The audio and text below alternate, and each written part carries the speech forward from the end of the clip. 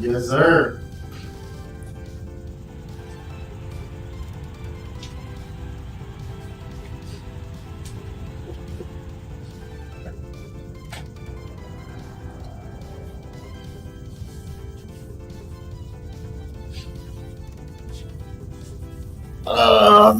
Oh man. Okay. Oh shit. You know it's all about gold. Adam Cole, baby. You know it's all about gold. Yeah.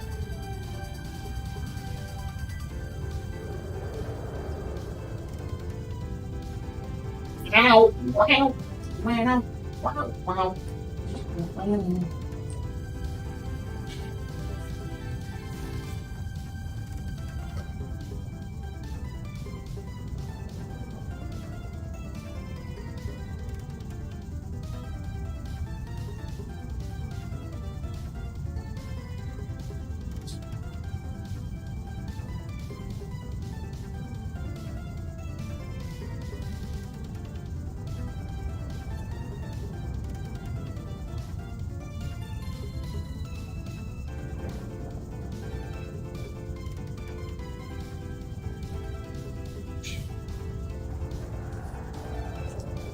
There it is.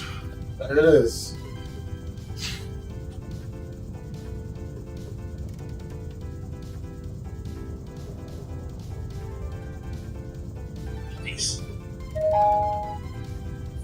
Exactly. And yeah, that's God, so many times. But like you said, you don't even necessarily have to change your thing, but if you change the atmosphere that they're in and the people that they're working with, then it's fresh. You said Adams was here, PC champion. Oh my gosh, making a big deal! Yay! Right, exactly. So, yeah. Again, I understand where they're coming from to some extent, but I feel like a big part of what has made me work is if I'm not 6'3" and I'm not 285 pounds. So like the Adam Cole Bebe and the boom and all that stuff is such a big part of what I do and how I connect with the audience, aside from the wrestling and the promos and stuff like that. So I feel like it would have been quite the challenge if that were to happen, as far as the name page goes and stuff like that. To kind of build myself back up. And that's the thing, like your size, like you mentioned, not being the biggest guy, it's only an issue when it's brought up. Other than that, don't even notice his hairs, whatever. You have the same mindset that I had when I first started. You might not be the biggest guy, but I'll have the biggest personality and connect with the fans the most. And that's what wrestling is all about. If you make it something, then it'll be something. If you don't even worry about it, like you have been done, does such a great job either way. That's kind of another WWE type thing, right. Which is, it leads me to another thing I want to ask you about, and then we'll go into some of the great stuff that you did in NXT, because I want to talk about that too. But the way that NXT has been rebranded in the last few weeks of NXT 2.0, and it's been a complete change as to what NXT is. Why do you think this rebranding has happened? Do you think it has something to do with the fact that AEW, quote unquote, beat NXT in the Wednesday Wars? Right. So again, this is all me guessing. Yeah, sure. But I think for sure that played a part in it, absolutely. And then I also understand the thought process of, because there were so many guys in NXT who were presented a certain way, and then they would go to Raw or SmackDown, and it's a complete 180 total change. So I also see the standpoint, if I am Vince McMahon and him looking at NXT as this breeding ground for guys on Raw or SmackDown, that he kind of wants his hands in it a little bit more, and he wants bigger guys and stuff like that. Not saying that everyone's going to be big, but more guys who are geared to be ready to go for Raw and SmackDown. So I understand, because when I was there at NXT, it was treated as a third brand. Yeah, it was we got on television because of it. We had that big month, Survivor Series month, which was really cool. And it was the more athletic, pro wrestling storytelling, pro wrestling style. So, and yeah, I think them going back to this, certainly AEW has to play a factor in my mind. It just has to. But I do think even more importantly, it's to make sure that they don't have to change a thing guys when they're in NXT now. At least that's what it seemed like. What I think it is, and once again, I can say this just from observing here, is that NXT was put on Wednesday nights. Obviously, that's to combat AEW. We'll wipe out this mishandle of the company right away. Problem is, they had no idea what they were dealing with. It really backfired on them. To where NXT, remember how cool? I can tell you, NXT was so cool. Yeah, you guys would go do your week pay-per-view weekend shows and get 3 times the reaction in a sold-out arena than the pay-per-view would get.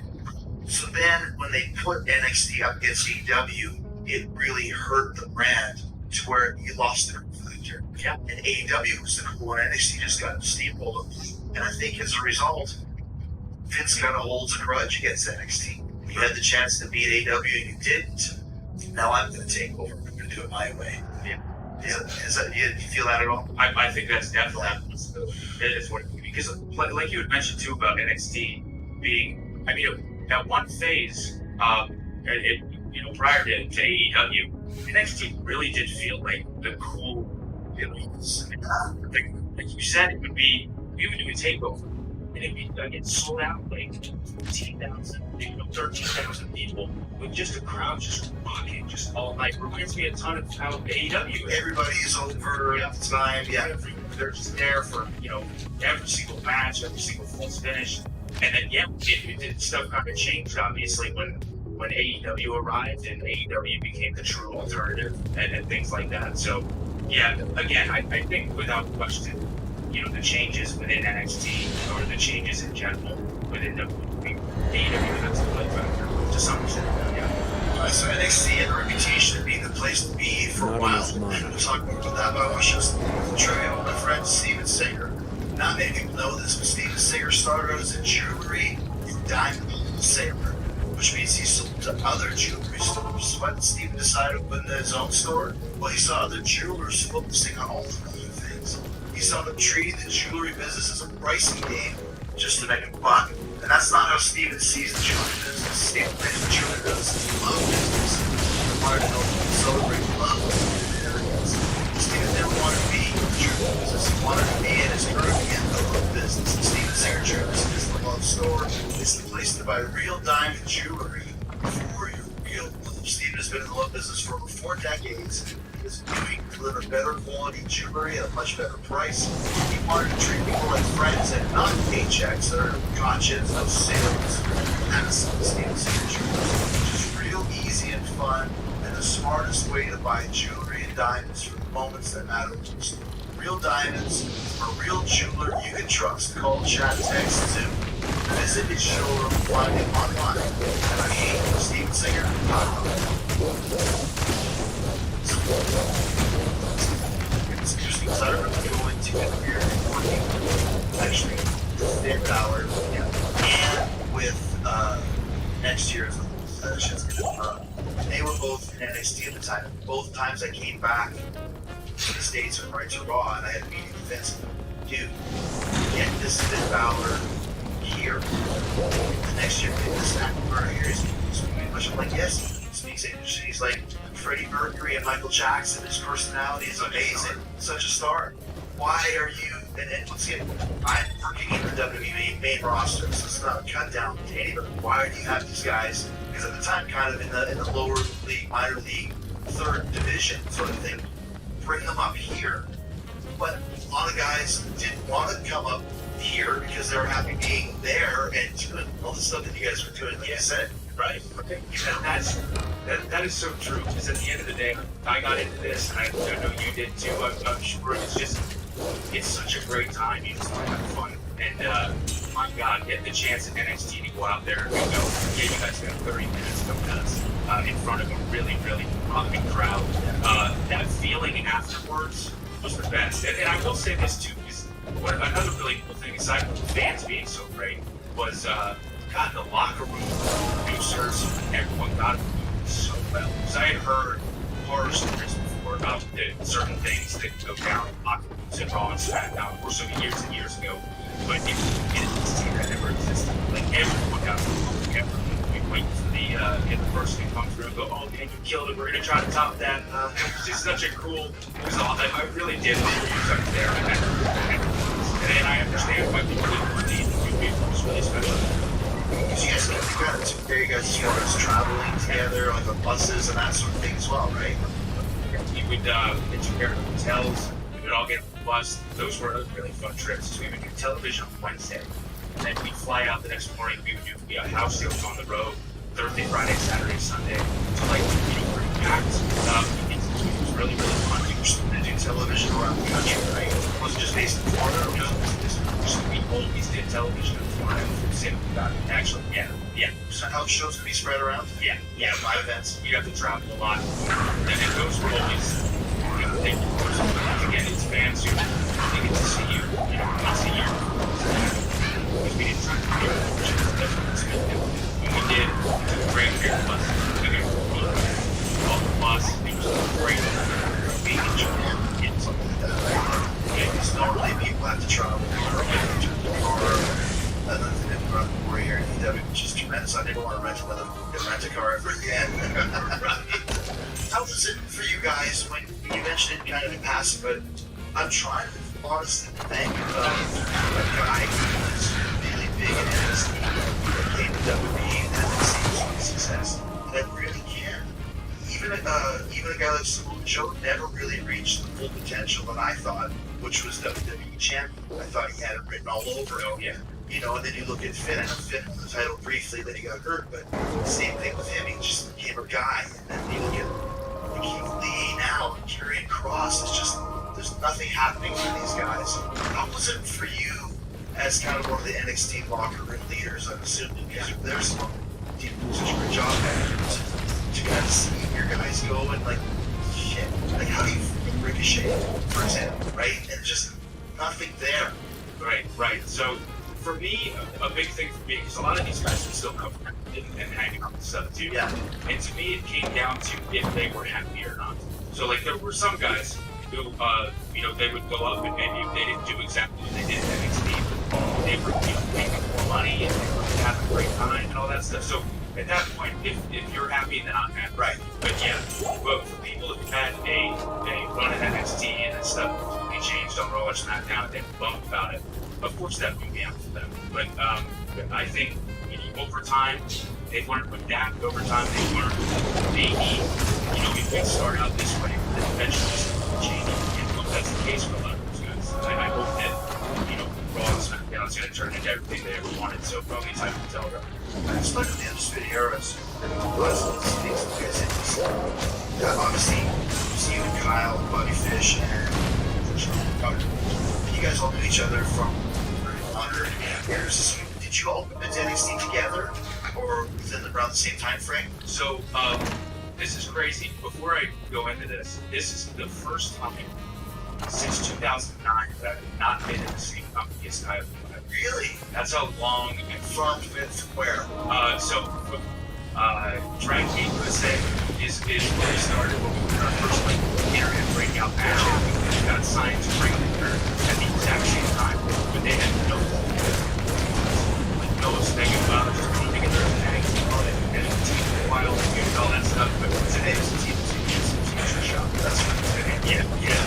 So when it came time to I knew I was going to finish up and bring up a Monterey and Kyle had finished up a couple weeks prior.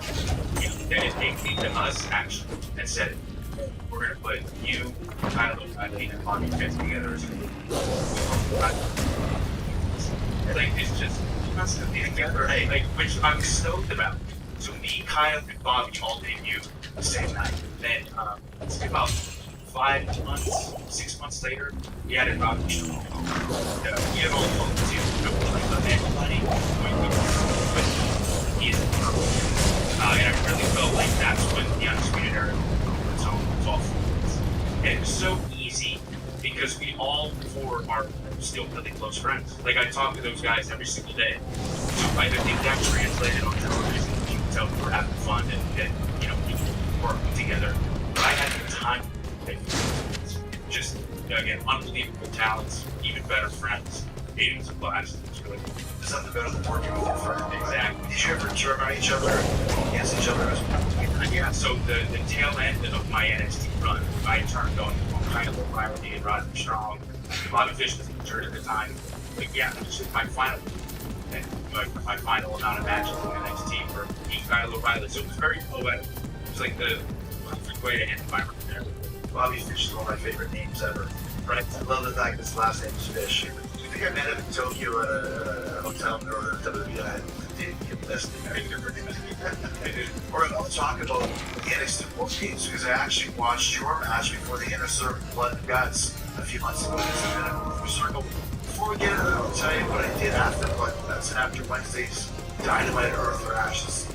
I did the it's called Killer AEW match because of Fozzy being back on DDP. Why? We lose Liver and Red to go both in the ring unanimously. How I'm doing both at the top of my game now, and I'm feeling great afterwards because of DDP. Why? Same thing for you. Okay. Just download the app onto your game. It's available on iOS and Android. Speaking of, Dallas is giving everyone free access to the DDPY app for 7 days, and then he's one-upping that for 20% off at DDP West Church. Just sign up at ddpyoga.com/Jared to take advantage of the offer. DDPY is a great program. You go at your own pace. There's hundreds of workouts to choose from. You can even get some motivation from DDP himself. So DDPyoga.com. oh shit. Sign up for 7 days of free access. Okay. Off That room work is DDPyoga.com/Jericho and watch the inspiring story about how Dallas created the DDPY program and then documentary Relentless available now on Amazon. Watch DDP Yoga, get the best mental and physical shape of your life. And go do it now. DDPyoga.com. do it slower. We had our one guys. I watched just to kind of get some ideas of a modern day version and questions from the 80s when he was wondering what it said. And then I watched your guys' version. Great job, great match.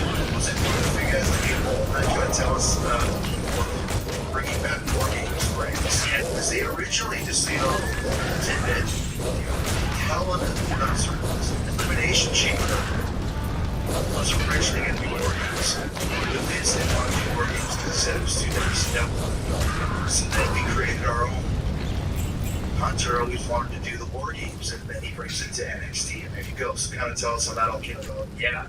So that was so awesome because I actually just arrived in NXT. So first appearance there was at a takeover. The next takeover was the first wow. But man, I was so pumped. We get such a fan of the matches, very much of the matches. And then thinking about, the way exactly you said, how to modernize it in some ways was really interesting. And I liked that in NXT, and then it's been era and so it's been challenging to make it. But there is this, and it felt this way every single time where like the ring starts, the sirens go off. Over and gets just the buzz in the arena. I am terrified of heights. So the fact that I somehow ended up getting thrown off the top every single one is a little disheartening. You guys just had a race thing last year or so, right? Yes, I have not top that. There was a finish that took off something that I saw through a table with a thing, and it was crazy. That was 2 years ago. I think the one you're thinking of is Tommaso Ciampa giving the air raid for us one off the top. And then funny enough, less than 24 hours later, I wrestled Pete Dunne in Survivor Series for the NXT title. So that was just a crazy week. Crazy. I had done Raw, NXT, and SmackDown that week. It was awesome. But yeah, real quick about the heights thing. So I made myself climbing to the top of it before the show. And Chris, everyone would laugh at me because I physically would shake, and my legs would shake. But then when you're out there and you're doing it, then I was fine. Shit. You just gotta go for it. Yeah, you just gotta go for it. You just gotta go. You mentioned the producers, like, who are the producers that it is? Yeah, so Shawn Michaels worked me a ton from start. Sean came in a couple years after you've been there, right? Or was he there the whole time? He was actually there the whole time. I think he had actually just come in maybe the year prior before I got there. So he's always been hands-on with helping me or just listening. Sean's really, really great about kind of letting you come up with what you want to come up with.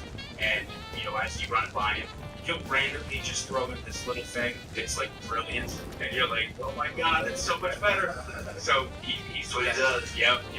Hunter was great as well, as far as he wants some ideas or approaches to things. But otherwise, it's mostly Sean or Terry Taylor was there a lot, and Matt Long as well. But I've gotten to work with, you know, Steve Reno, Scotty Tapati, Norman, you know, all these guys. Those guys. Yeah, basically the guys that I work with.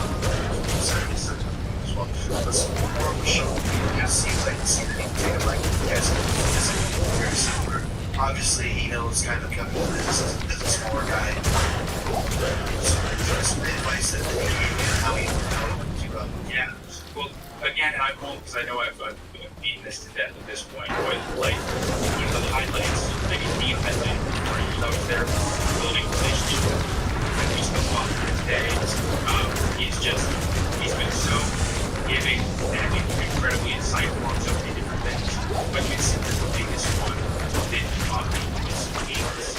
Like learning how to ride the audience and get them to repeat at certain times, when to settle down, when to speed up, when to slow down. It was all stuff because, you know, in the independence and stuff, we had a formula of what we would do. And if it was a double down and the crowd was up or they weren't up, we would lay there. It was supposed to be the double down. But Sean was so good in teaching me how to listen to the audience and when to go fast, when to go slow to create the most roller coaster ride possible. There's something I didn't get done the rest of the 10 years of that. So it sounds like a small thing. I know that you're very aware of how important that is, but he really, really helped me understand it. It's funny because I learned that, especially talking about now.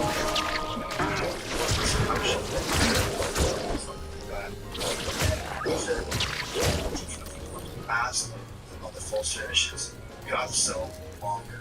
Don't move until I tell you. And this is like 19 years in for me or something like that. 18 years in. And we did something and there was a double down, and I hate counts for double down. I hate it because I feel that people are just paying attention to counting rather than building.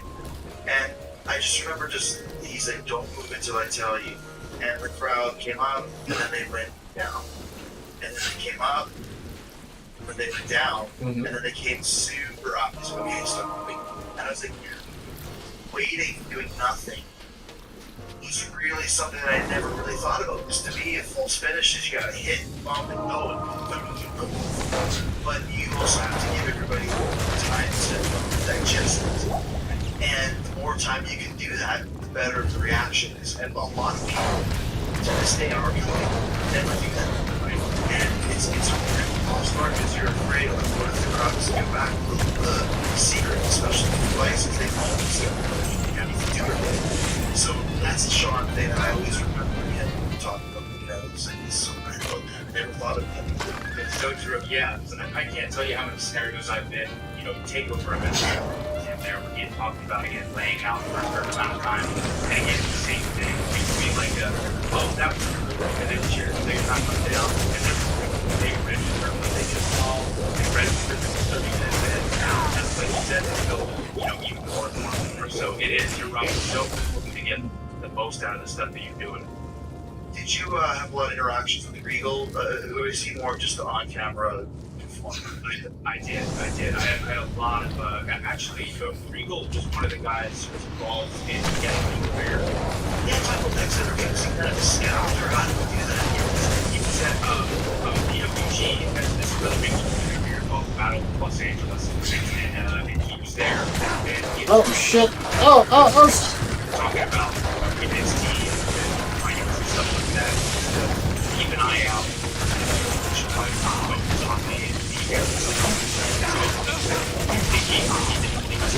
He suggested to Hunter or somebody, and he should hire this guy. And he was there all the time. We used to talk quite a bit, whether it be just catching up about life or whatever. But yeah, he's always been incredible to me. Let's talk about some of your classic matches in NXT. What are some of your favorite moments to with. Yeah, so Johnny Gargano is up there. We had a trilogy of matches that a lot of people still look at as like the series of the greatest, NXT matches of all time, which is really cool. And the coolest thing about that is we were kind of in a tough spot too, because Johnny was in the middle of this really epic feud in NXT with Tommaso Ciampa. So he goes down there flying low at this WrestleMania weekend takeover. It's neck surgery. So they're scrambling for a replacement. I hadn't even challenged for the NXT title at that point. They go, let's do Adam Cole now, or it has to be 3 weeks out of this thing. So I'm like, oh great, I have to replace the best feud in NXT history. But unfortunately, the feud was great, and then we did 2 more matches. So he is so good again. Wow. This guy is the same position every no. Just never so good. Does he ever get the chance? Yeah, especially now with the new 2.0 NXT, where does that leave Tommaso and Gargano and those guys? Sure. And that's the thing too, is I hope what happens. Because now I know that Tommaso is the NXT champion, which is great. But I do hope, and I'm assuming this is the route they'll go, is I do think those guys are going to be fine because they are such cornerstones in the brand. And on top of that, they really do want to help these new talented guys. They need guys like Tommaso and Gargano and Brandi to be there. So, but yeah. But unfortunately, like I said, NXT does have guys like Tommaso, Johnny, and Kyle to be able to teach that new generation. Like, so you and Britt Baker lived together and then working with beating out things up until now. It's not about the first thing to guide them for making this episode possible. You want to rent your home, I'm sure you know it's important. It's easy. It's bundling policies. This guy makes it easy to bundle your homeowners and renters insurance along with your auto policy. And it's a good thing too, because you already have so much to do around here. Go to Geico.com, get a quote, and see how much you can save. It's Geico easy. Visit Geico.com today. That's Geico.com. And Talk is Jericho is also supported by NHTSA. It can be a little frustrating, especially if you're in a hurry, something late, to find yourself at a railway. Yo, what's good, Logic? Even What up, brother? the train's not there yet. You may feel a little. What's good, man? Just chilling. Listen to some podcasts and shit.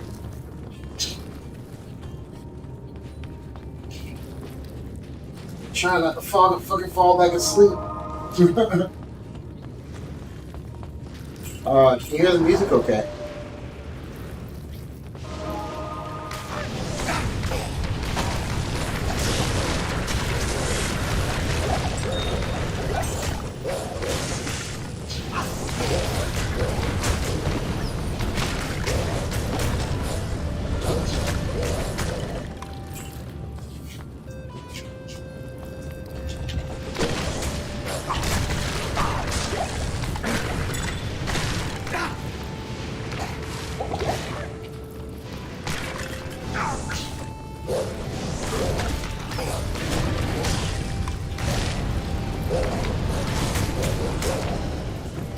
Oh, my mic is too low. Okay, hold on.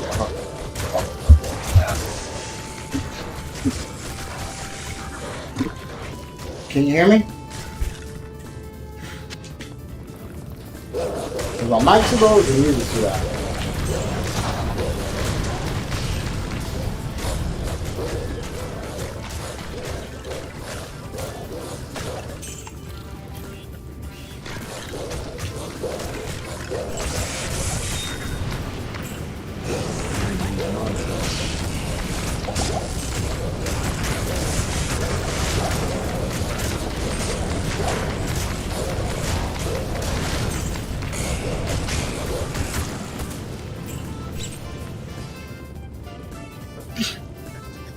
Alright. Move this microphone closer.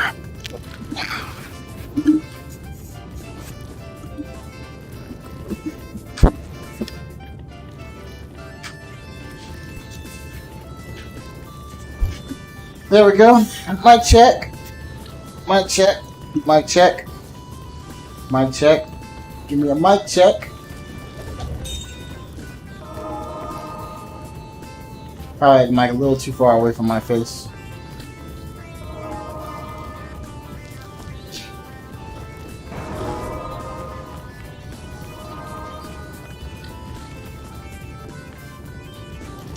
Well, I sound okay.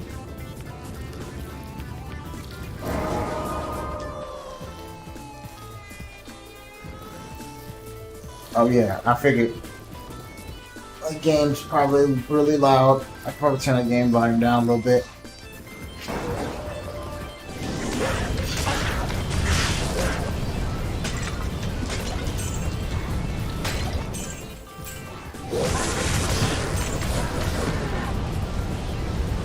Actually,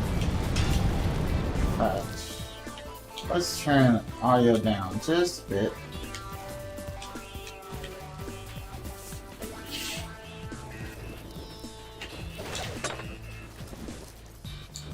Alright, now we turn the game down a little bit. It can be loud.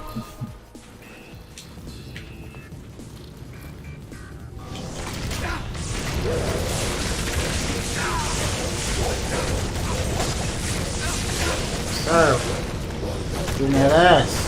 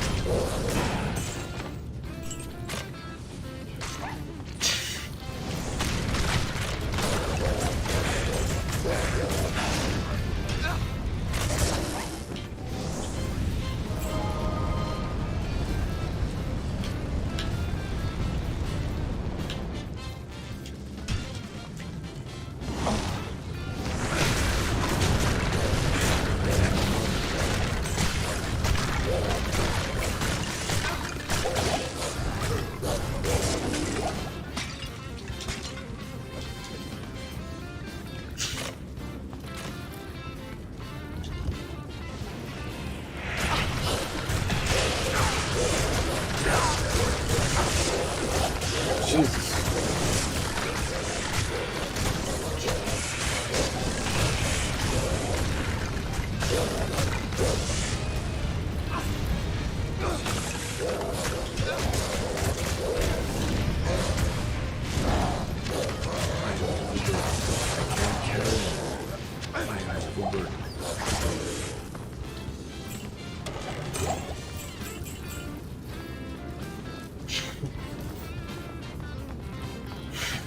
Oh man.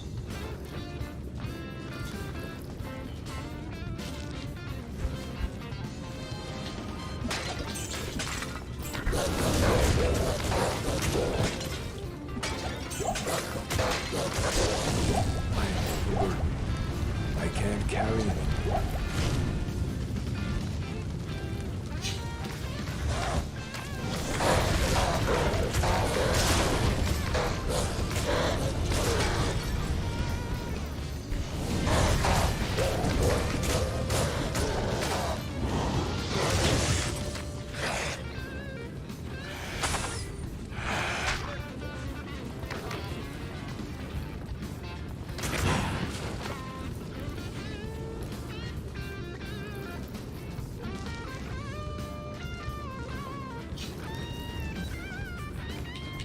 Okay.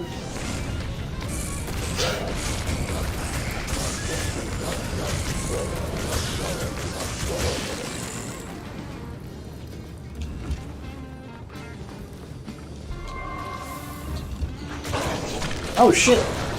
Oh shit.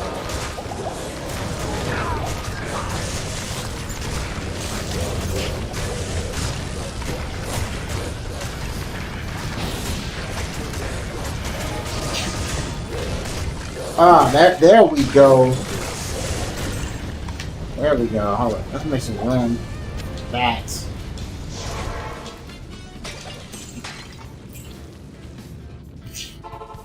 Got something drop on it. Shit. Drop goddamn time. Greetings. Ooh, yes sir. What did I get? What is this? Silvers! Oh, nice. I want to have more pieces. Thank all.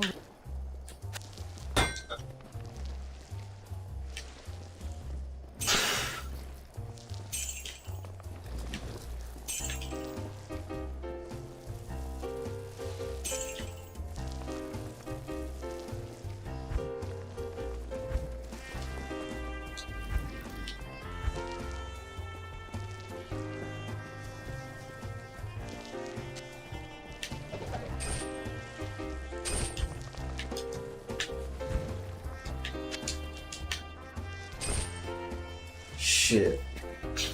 Let's just get on repaired.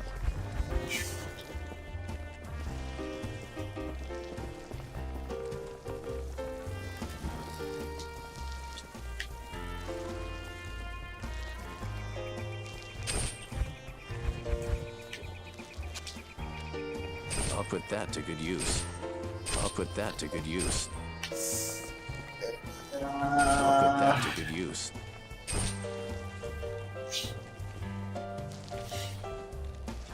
Let's see. This is not cute for us.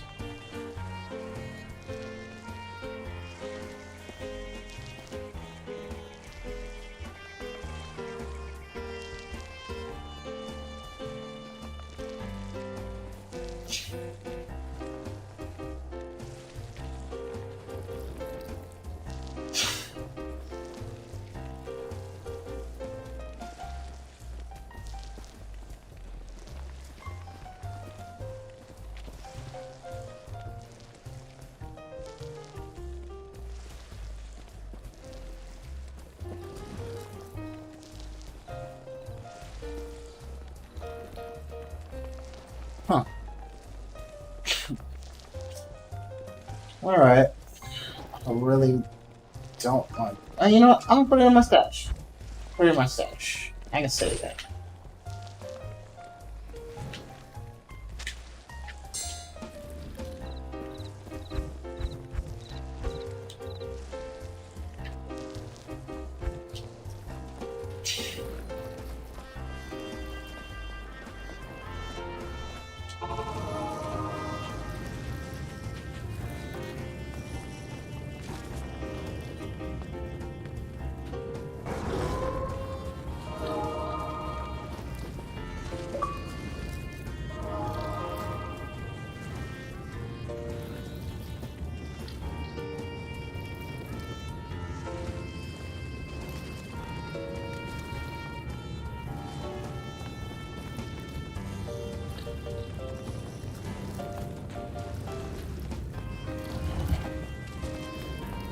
Okay.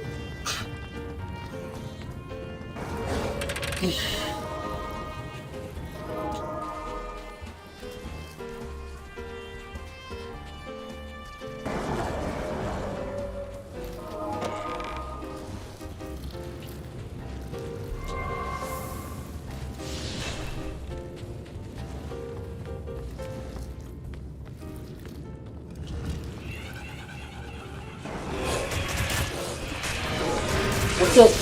Where's it?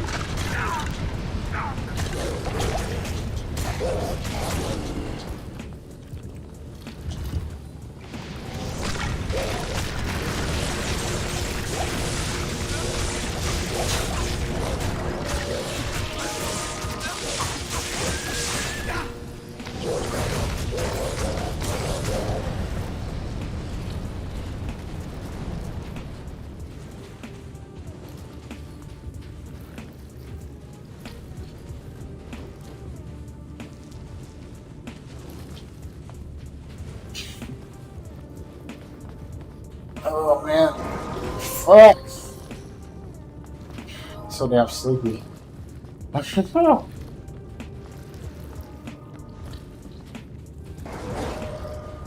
I probably should go take a nap instead of playing this shit. Ugh, hold on. Man, put my pod back on. Try to keep my ass awake. Tempted to try and sneak across the tracks. Don't do that ever. To the naked eye, trains often appear further away, slower than they are, and they can't stop quickly. Even if the engineering is the courtesy brakes are good, you take a train 1 mile, think of that, 1 mile to stop. By that time it's too late, and the result is a potentially deadly crash. The point is, you can't know how quickly the train will arrive. The train can't stop. Even if it sees you, it could end in serious disaster. Remember, if the signals are on, the train is on its way. And you just need to remember one thing: stop. Because trains. Right. Train safety. See the train says coming. Stop, motherfuckers.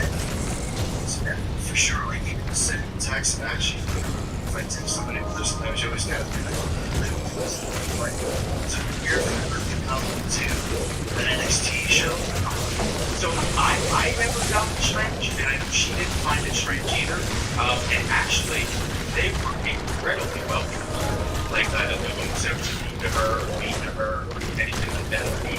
I know it goes her. Yeah. So it was I got the first 4 movies lined up, bro. Have them shit downloaded already.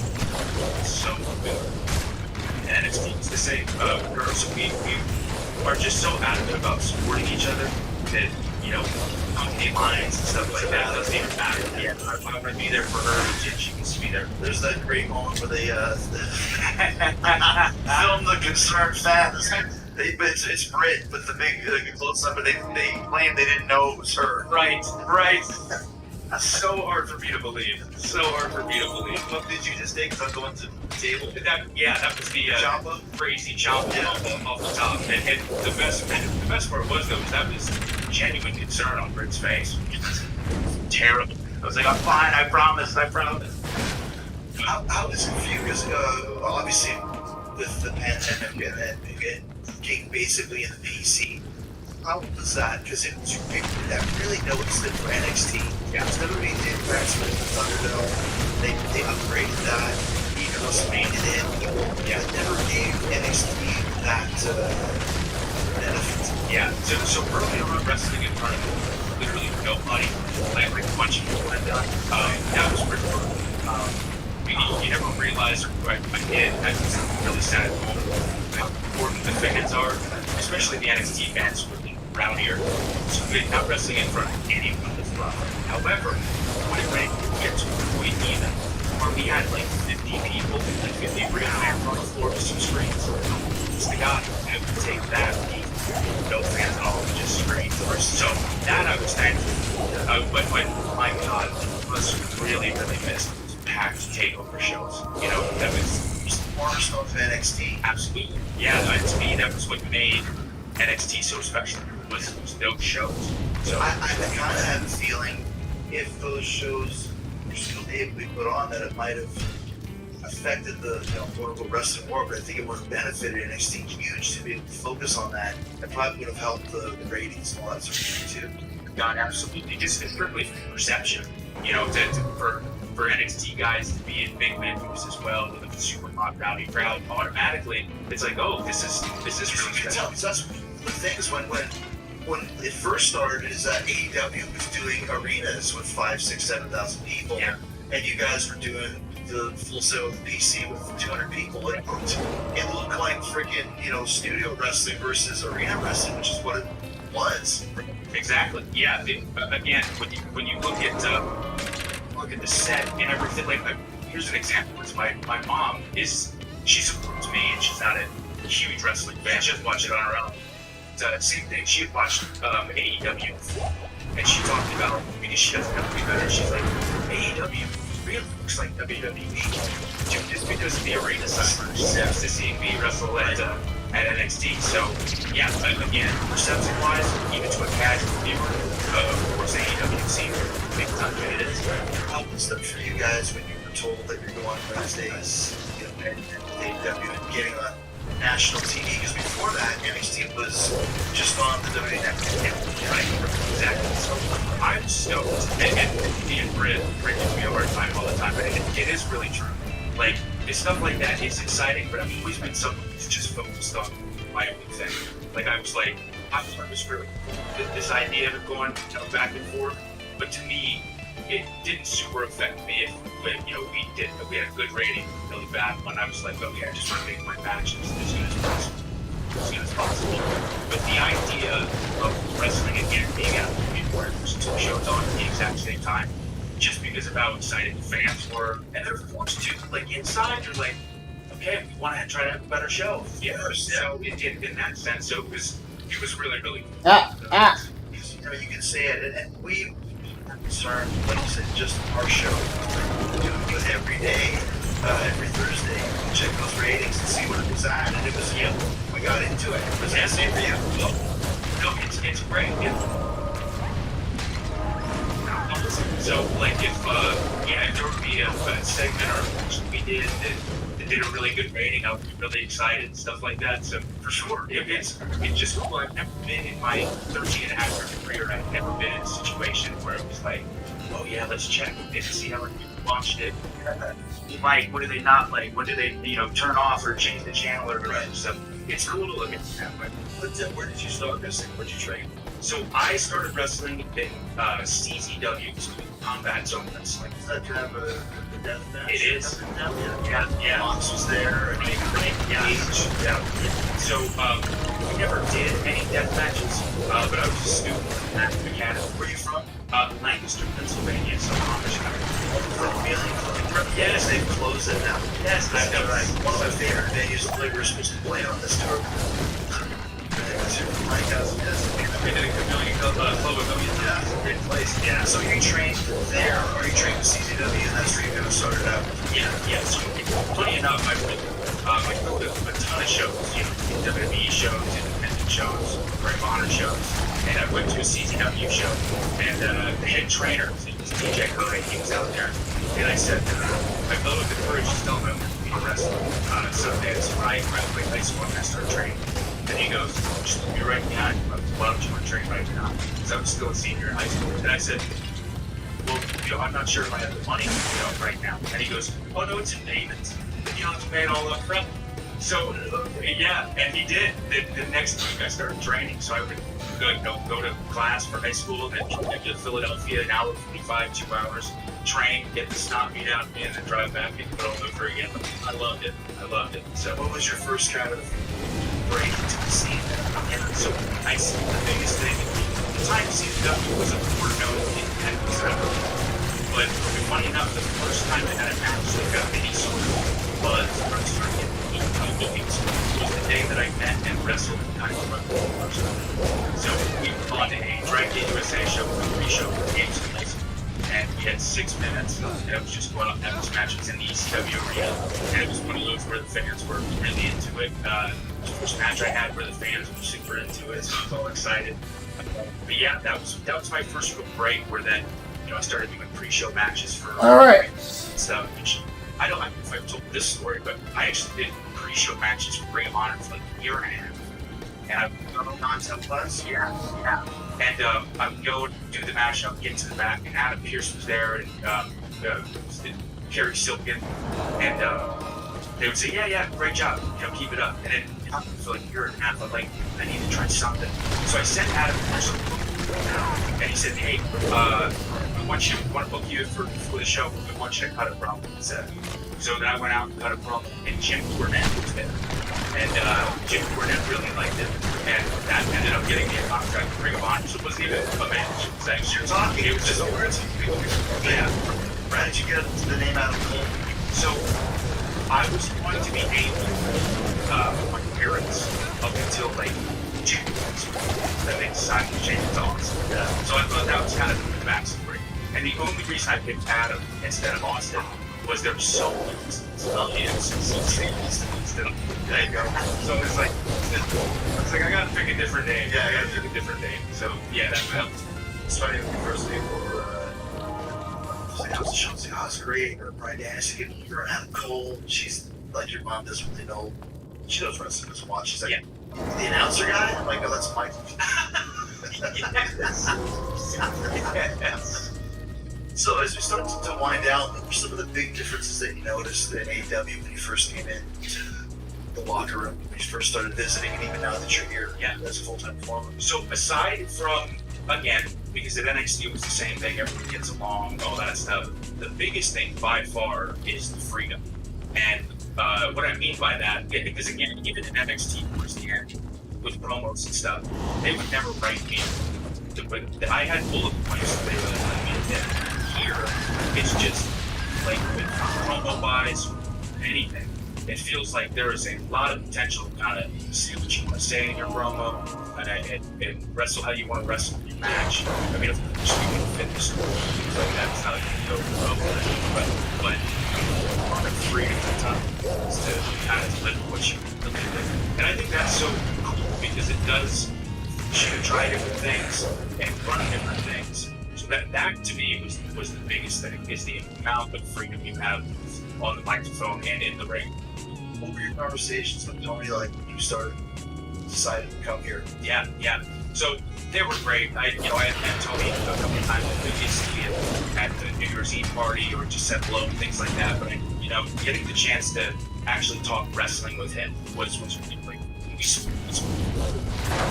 On the phone and just about everything about old matches and excited about gear and everything. So and it was so it's super last minute. But again, I've said this before about him, his love and passion for pro wrestling is I really love it so much with hearing how excited he gets. It's so cool. You can tell in every sense of his heart and soul is completely in this thing. So it's cool. He's a great. So you decided to come early days before the pay-per-view? Days before. Yeah. It was cool because my contract had just expired very recently. It was like at the beginning of half, maybe before. But things started moving very, very quick. So I couldn't even really until then. No tampering. Exactly. So that's why the decision happened, so last minute. I mean, your contract the paper was right out. Right, exactly. So I could have a discussion if I wanted to. So to have that discussion with him and then the decision and just think that a few days later, whenever I would be all out, it's pretty cool. It all happened so fast. So fast. Oh. How did you break into WWE? Tell. Yeah, so I told Connor and Sean, and both of them would not have been most, like it was awesome. Especially I had a really good conversation with Sean, and of course he wishes that there could be a world where me and him still see each other a lot and talk and work together and stuff. He wants me to be as happy as possible, be as successful as possible, and he could tell how excited I was out here, and I had to and then Hunter again could not have been a little more understanding and appreciative of the 4 years that we worked together. So I'm lucky in the relationship I've had with those guys. So Hunter, well, I mean, obviously it's probably a wrong question. Was he pushing to get you into the main roster? I believe so. Because we never really had a discussion of it. He was saying, do everything in my power to get you to Raw and SmackDown. He was very supportive of me and in a lot of ways protective of me. Like he really believed in what I brought to the table, both in the ring and on the mic. And then he really was happy with kind of the vibe that I gave him on the optimistic, positive person. But that's important for Bachman's to have a couple of them. So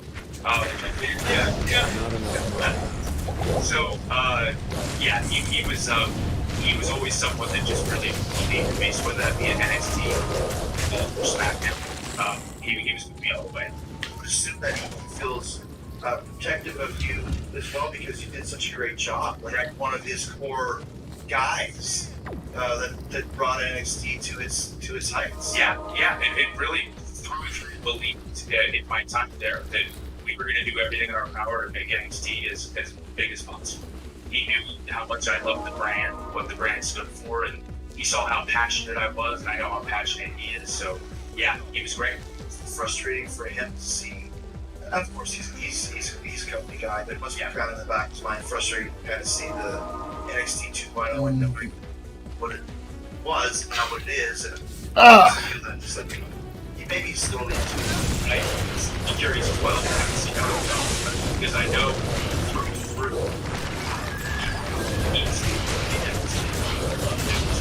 he did, you know, yeah. So championship, around. A lot of people want to see that. Exactly. Yeah. So it'll be interesting these next months to see what he unfolds, how everything goes. Sure. Are you wanted to work with the possibilities are endless. I was saying earlier to somebody that there's literally now 3 nights in a year. You can take the top 15 or 20 guys and all have 20 main event matches. It's like 400 minutes. That's crazy. Just right off the bat. Exactly. So as far as the tournaments go, guys like John, Jan, Allen, you said it, others said it, that we are wrestling just such a tremendous job.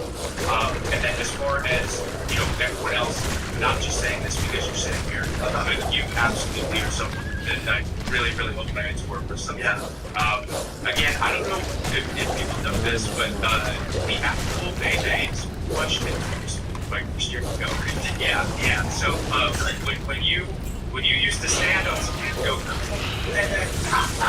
it's like, oh, that's great. And then the other person who was involved was Joey Matthews or Joey Merkin, because I saw him in an independent shirt where at one point he was just walking around and he throw his fist in the air and he'd go, Joey Matthews. And I was like, that's so smart for anyone who's like not really a wrestling fan. The one thing you're gonna remember is Joey Matthews. Like I find too, but yeah, it just we've been so many different careers and now the chance of getting to step in there with you was really cool. CM Punk is another one who really, really influenced me. He kind of helped me discover independent wrestling and he was such a great interview and stuff like that. I'd love to work with Brian again. Like you had said, there are so many different choices. I couldn't name them. It's ridiculous, like the embarrassment of riches that we have. And it really is because the first 2 went Punk comes in, and then a few weeks later, then you come in and Brian comes in the same night, and I was almost like, is that too much at once? But then I realized Tony's mindset is like, we're throwing everything out there, but this is pure momentum.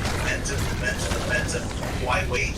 You know? Yeah, it's so funny that you say that because when he was talking about me and Brian debuting the same night, I could understand why someone would be like, oh, is one debut going to step on the other debut?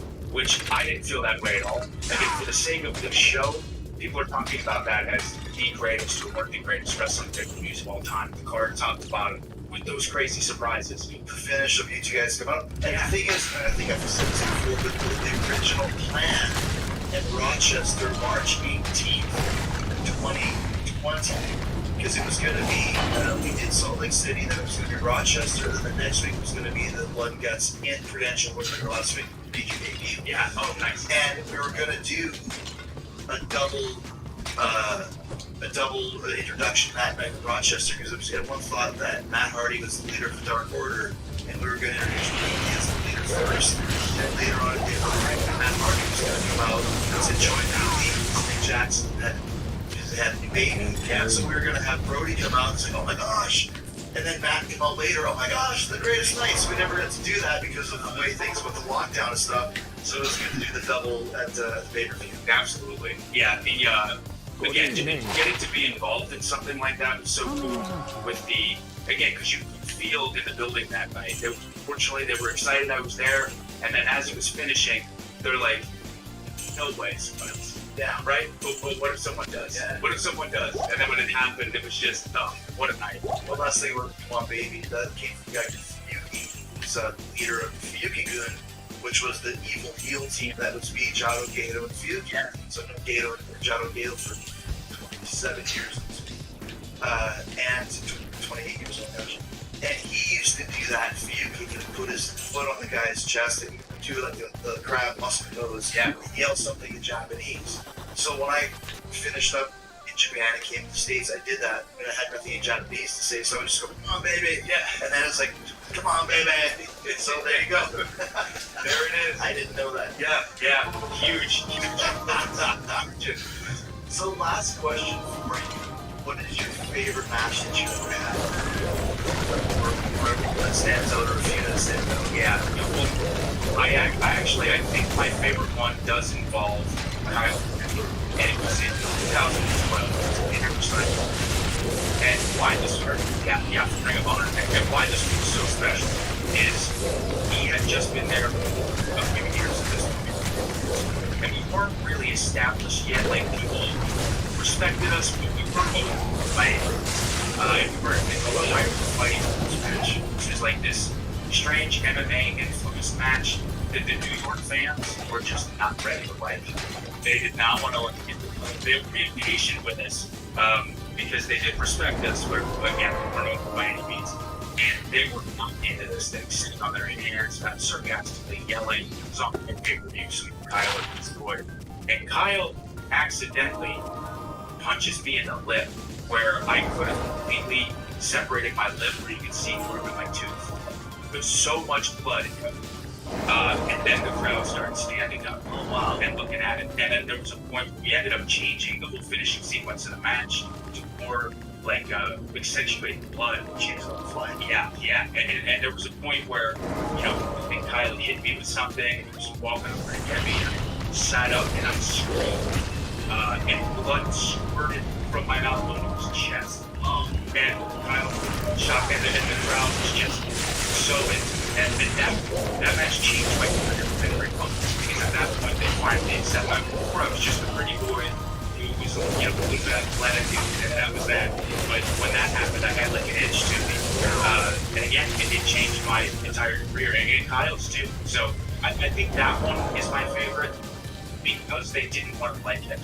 Like, I love the idea that they were like, yeah, whatever. And then the last, 8 minutes of that match, they were, oh man, this is the best match on the show. So see, that's great too, because you had to adapt to what happened, right? Which is what wrestling's all about. And that's kind of what we're talking about. Like, you don't have to worry about what we call this whole match, and here's what the producer told the camera, like, fuck all that. That was unfold. Let's change the match completely and get this thing over. And after I can see that being like why I really appreciate that. Yeah, and again, being so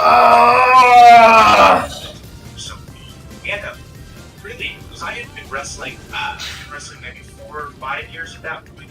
So it is scary at that point to be able to go, okay, we have to adapt, we have to Be allowed to do this. Right.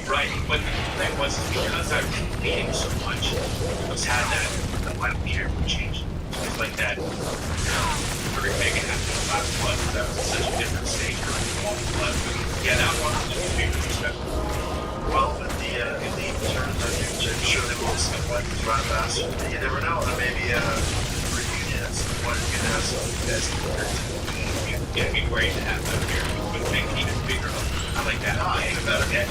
Well, it's great to have you here too, man. Congratulations, and I'm excited to see what we'll do here at AEW. It's been awesome so far. Thanks, Chris. I'm stoked to be here too. I appreciate it. Just what's up? Stay here for a long time for free PFFs. Come on. Details. Just getting. Hold on. I got something going on.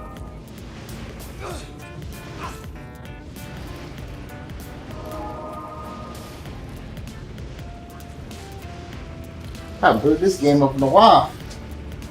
Okay.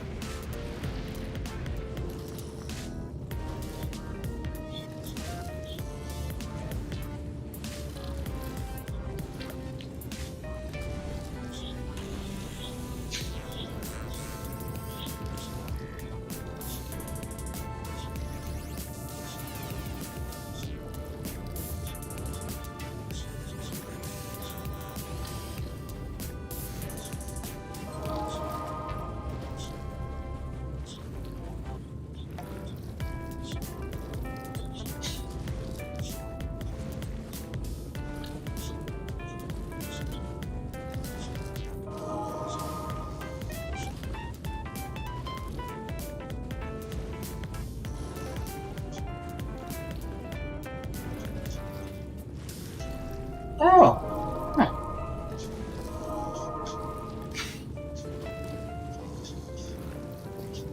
Huh. Ooh. David.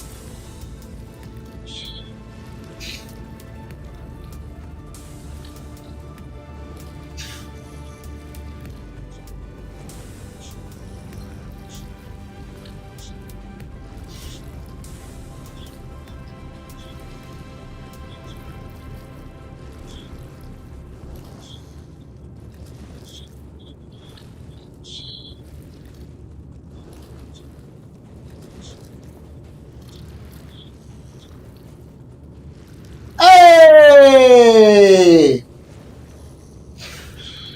Fuck yeah, bro. Okay.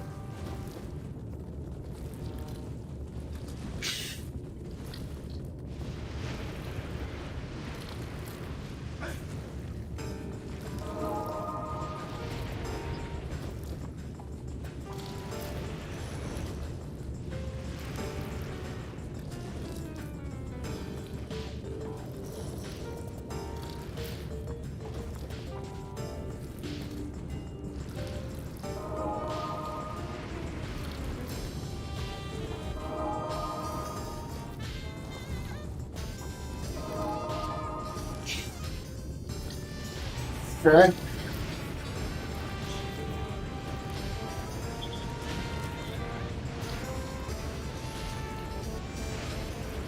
Okay.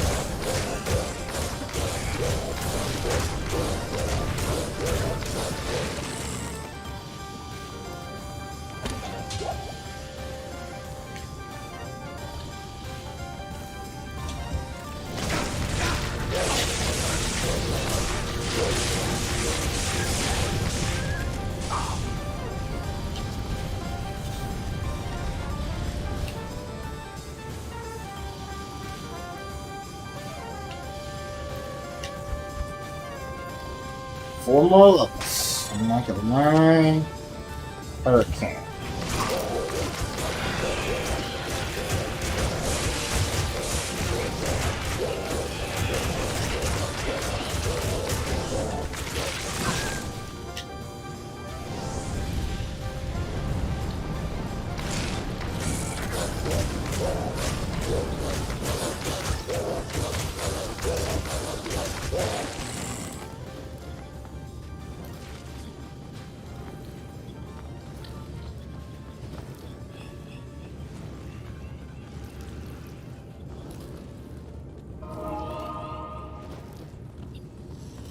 What?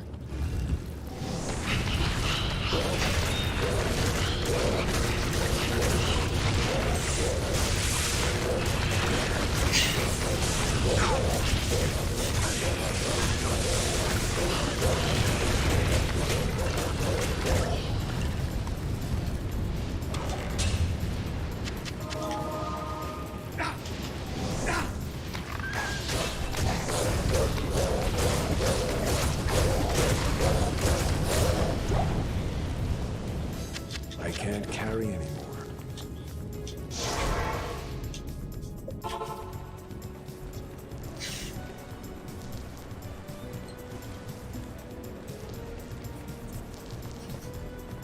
Yeah!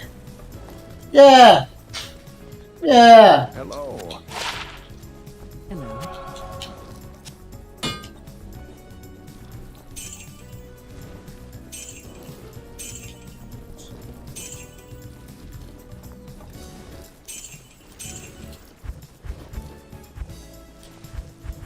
Yeah, yeah, yeah.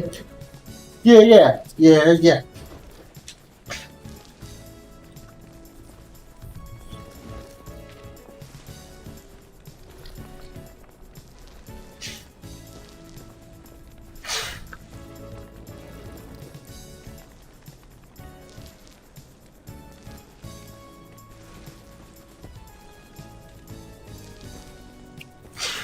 Okay, recycle and mace. Or actually, two-sided mace. Or sword, or whatever.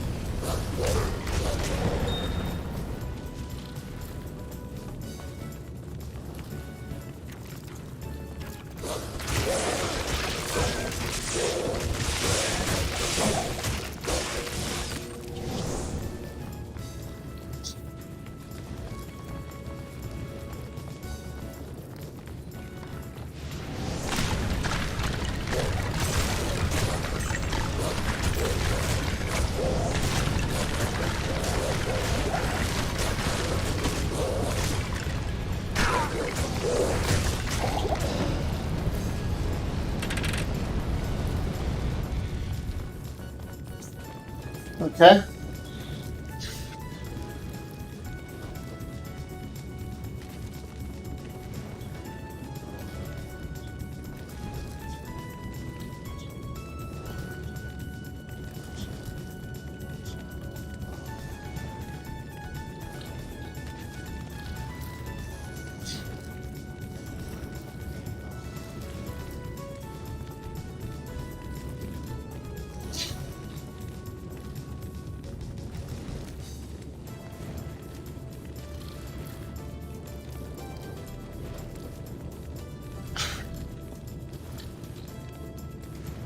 All right.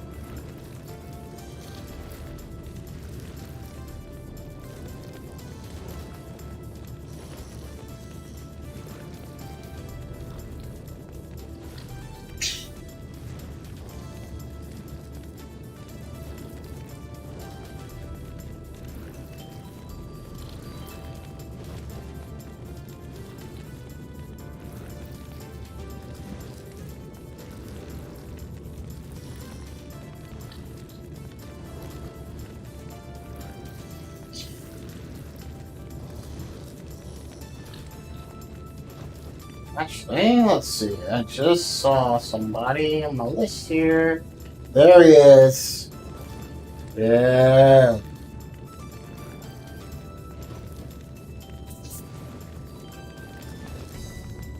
She loves me. Yeah, yeah, yeah, yeah.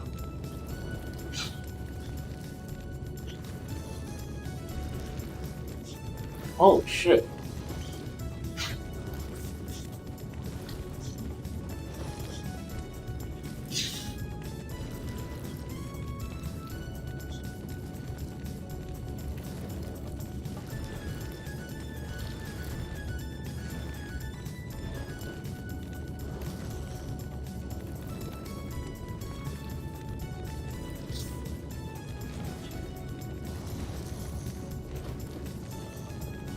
Bullshit. Oh.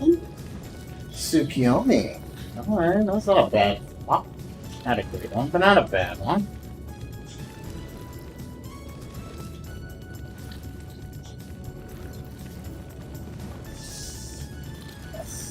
Okay. There it is. Let's find another podcast.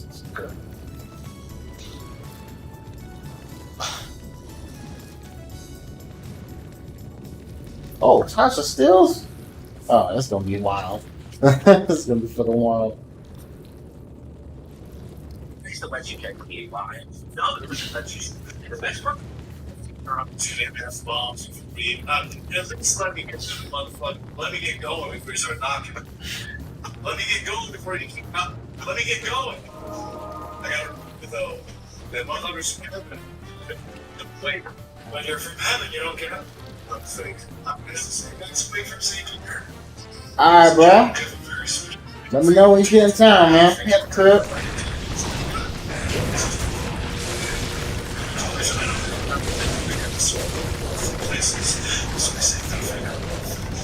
Can you at least give me 2 minutes?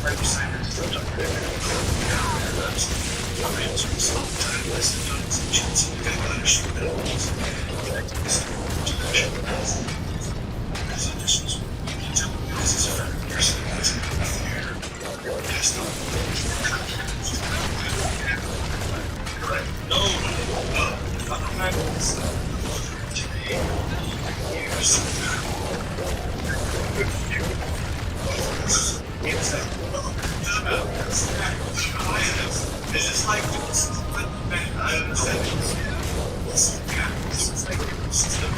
Alright, bro.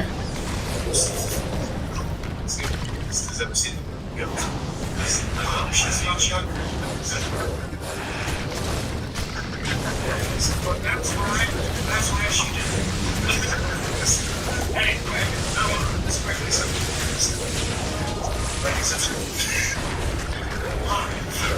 just outside of Tennessee, bringing the hashtag and from down New Jersey, we have the one, the only, the Dojo. Here we go. Oh, yeah. Shots. That's what something like Needle goes straight. They think it's for a second. Tonight, stay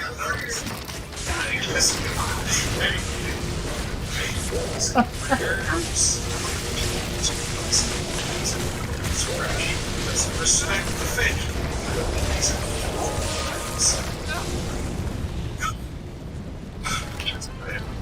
This goes sunset.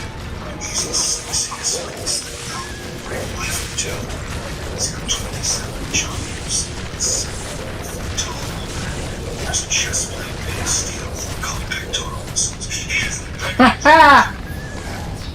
Oh man, that shit would never know.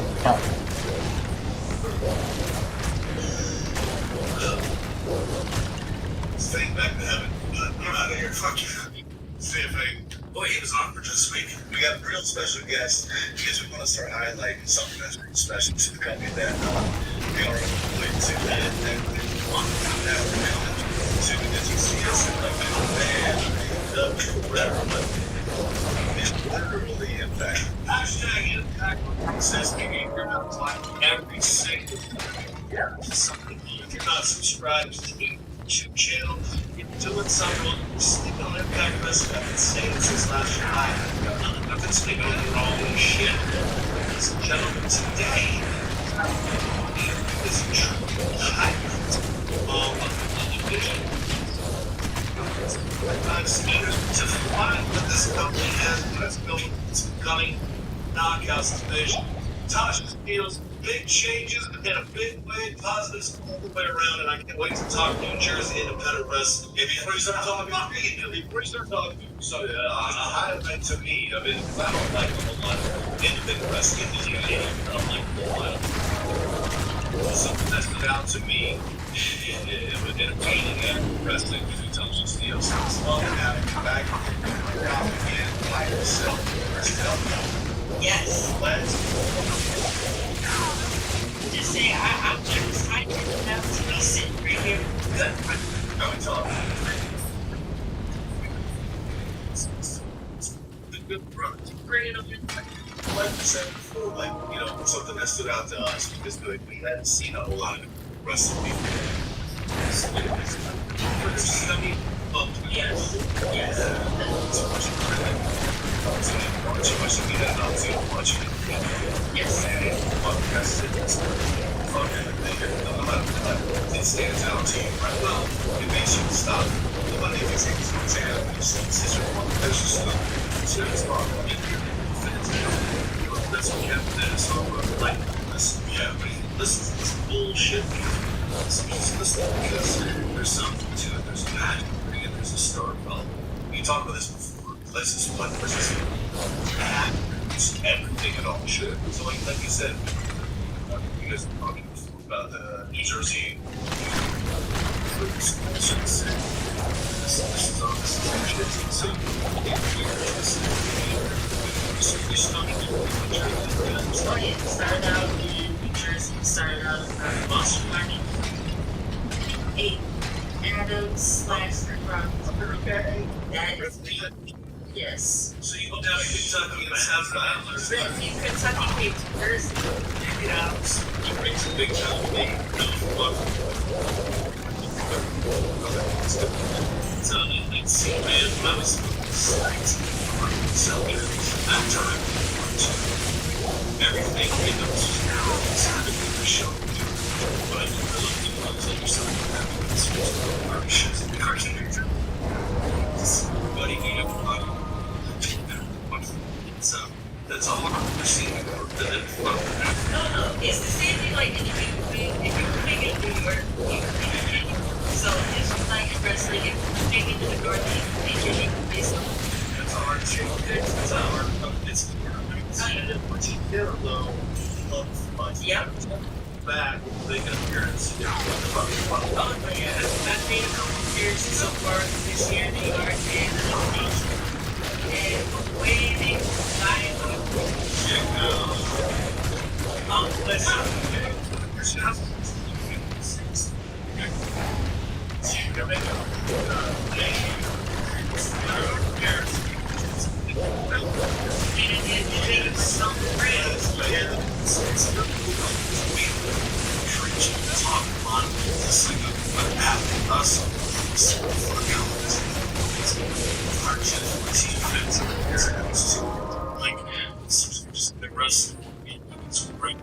Yes.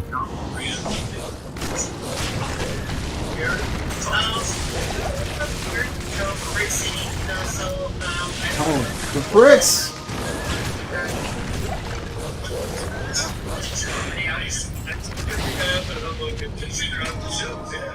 yeah, it's changed a lot. Different now, right? So the real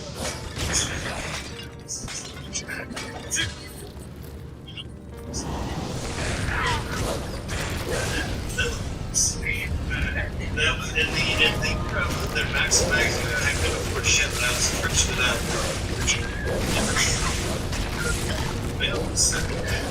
Jersey first was it? I wrote the hits. I was like,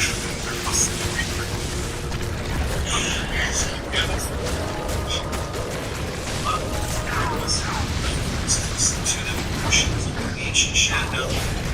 Yeah, I could get on those.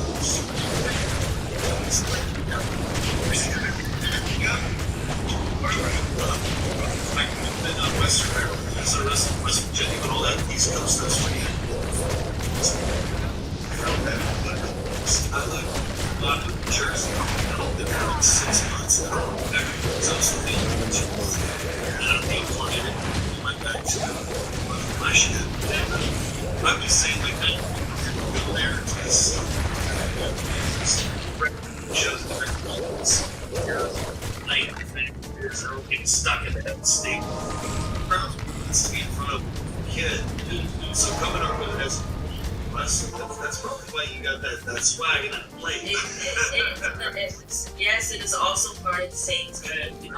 Especially with us women, we have learned in this business that we gotta just start to like each other and all that stuff like that. Say that. Everybody's like catty and jealous of each other. It's just like, well, we can't be like the guys. We're just like we help a brother. You know what I'm saying? It's just Of course, it's all good. Such.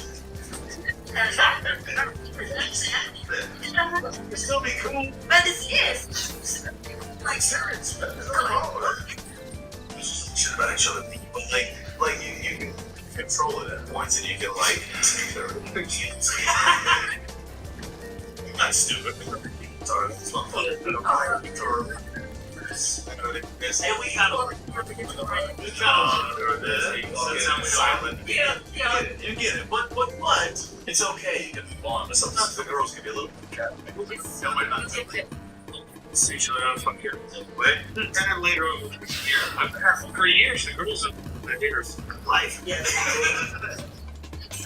She knows.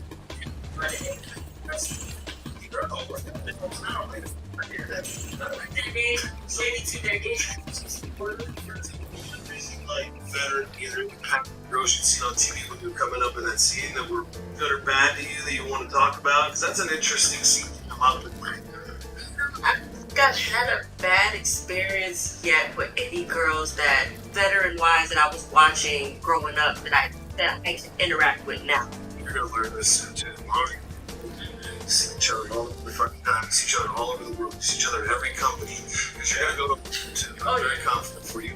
We talked about this in the car. It's not a family, it's a business, but you make a lot of really good friends. You meet up with people along the way. Influence you before you eat this. Like, it's kind of cool that I can pick up my phone and text that guy and we can tell a big joke or ask how your son's doing and whatever it's been.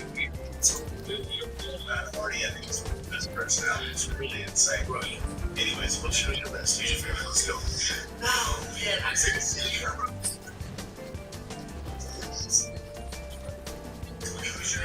So when you grow up, who was your like dude? So for example, Ric Flair for me, that was it. Yeah, he was the whole show. Bill. Both.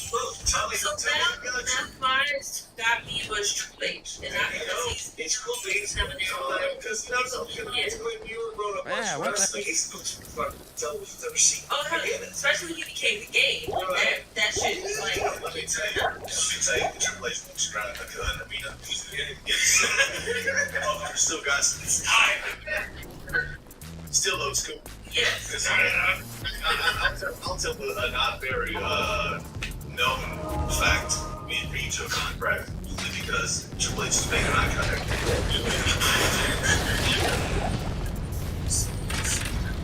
I was getting these things. But it's like, hey, do you agree to this? I went, let's wait up.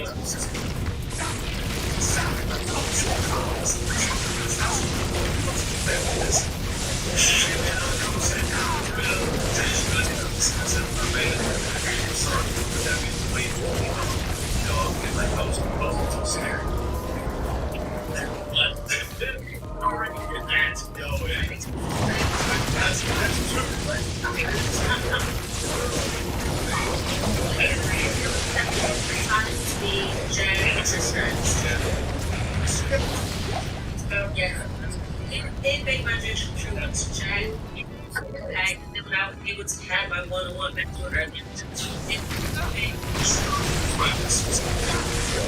her brain and just let us just, she just gave us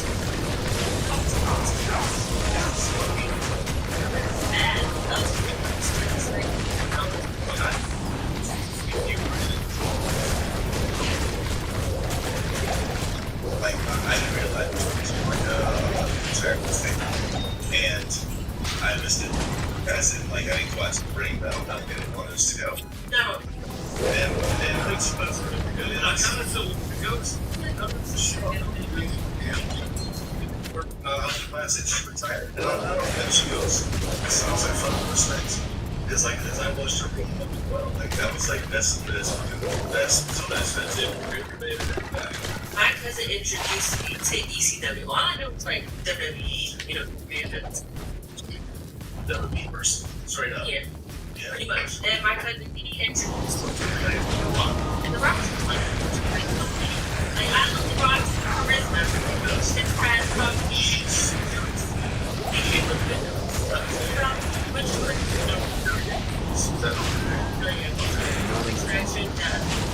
like this Rock, I like infatuated with him.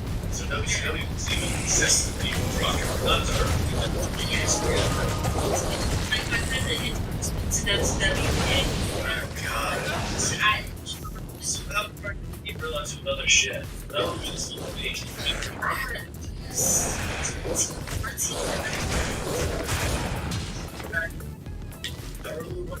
Ric Flair had left for a while because he was having an issue up there, which all went to the civil war. But back to WCW, I was in college, Markville College. Ric Flair came out, and I used the bathroom. Of course, the door should have been to walk out the bathroom. And it was fair thing.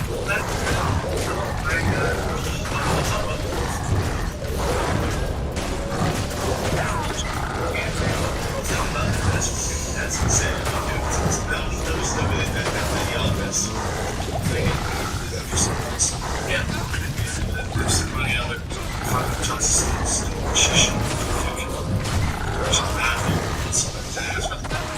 That's a good set.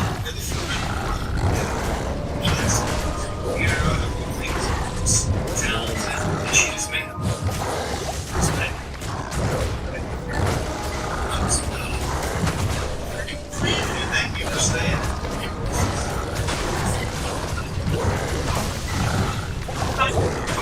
Get money back.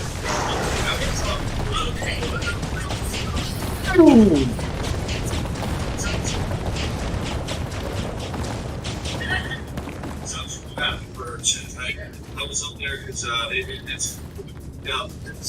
got a best friend that I came up and wrestled with. He's doing a match. oh, that's what's up. As well, but he's a 20-year-old kid for some shit. Here was going right before that, and I didn't know that. And it was cool. I got a little bit, and I was like, "Hey, like fucking kick ass." She fucking good, and I was happy for it. I don't know you guys, but I can feel that you're fucking happy for each other. I was working. Doesn't matter if you're all still pro wrestlers, and that's good. I got a good brother, you got a good sister. That's what that is. That's exactly what that is. And I told her from the gate, it's all about happiness. Yeah. You have to go Find your, right? You know? Money. Yeah, and you can make a lot of money. It's like you make a lot of money, but you're gonna be happy. So you gotta have your happiness. And her doing AEW, man, That's extremely.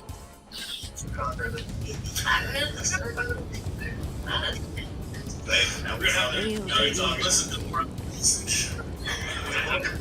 gonna have to go get this purse strings, good brother. We got sister here. Yeah. We need keeper here.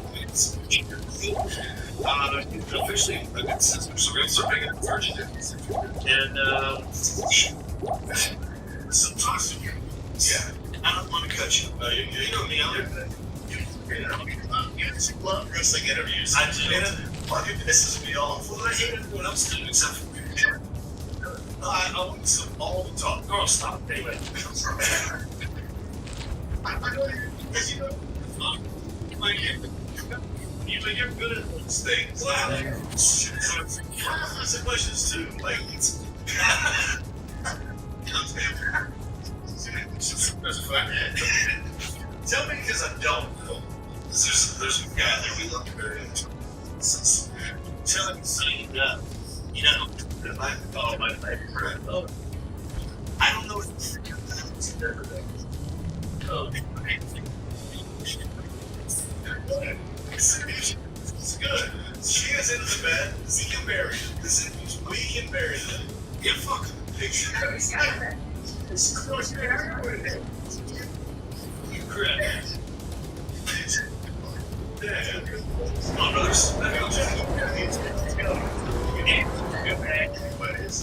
Let's get back to field. No matter what, we need that. Shadows, please. You forget us. Yeah, I do. Everybody. That's a real question. We don't do coffees or talk shop. We never get through a full screen.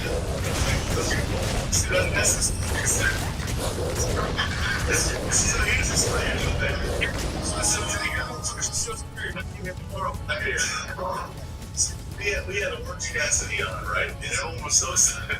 Oh, so excited. It was so excited. Everyone was so excited to hear like Orange Cassidy out of character. And they didn't get it.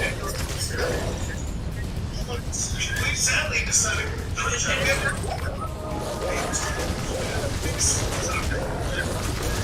here's the deal. Listen, you guys listen. We just had to sign a contract.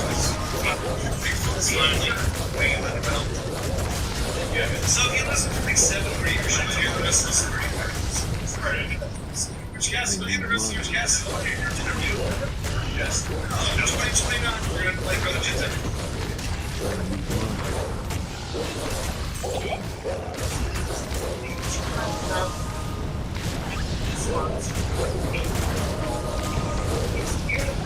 Woo! Back to privacy.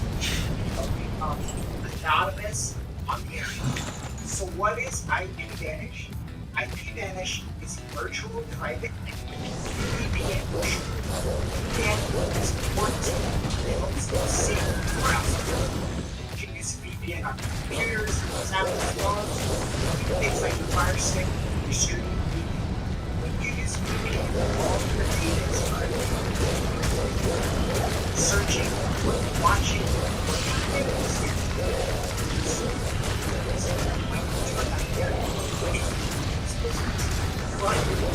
the listeners of this show, Vanish has offered an incredible 65% and 6 months for free. Vanish is super easy.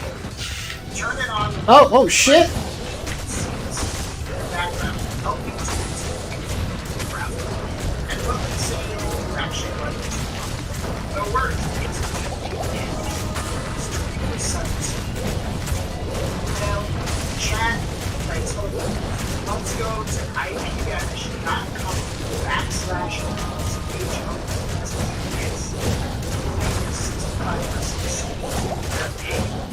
it's just $99 a year. That is so hard. It's 65% off. This is the time to sign up. Our discount and current promotion. Again, 65% off. Future video.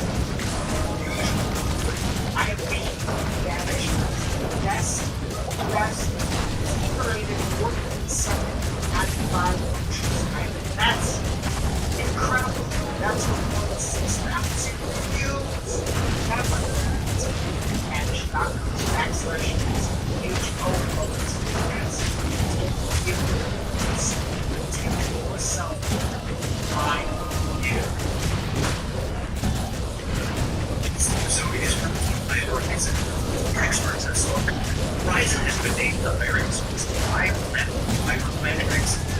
Come on, let him die. There we go.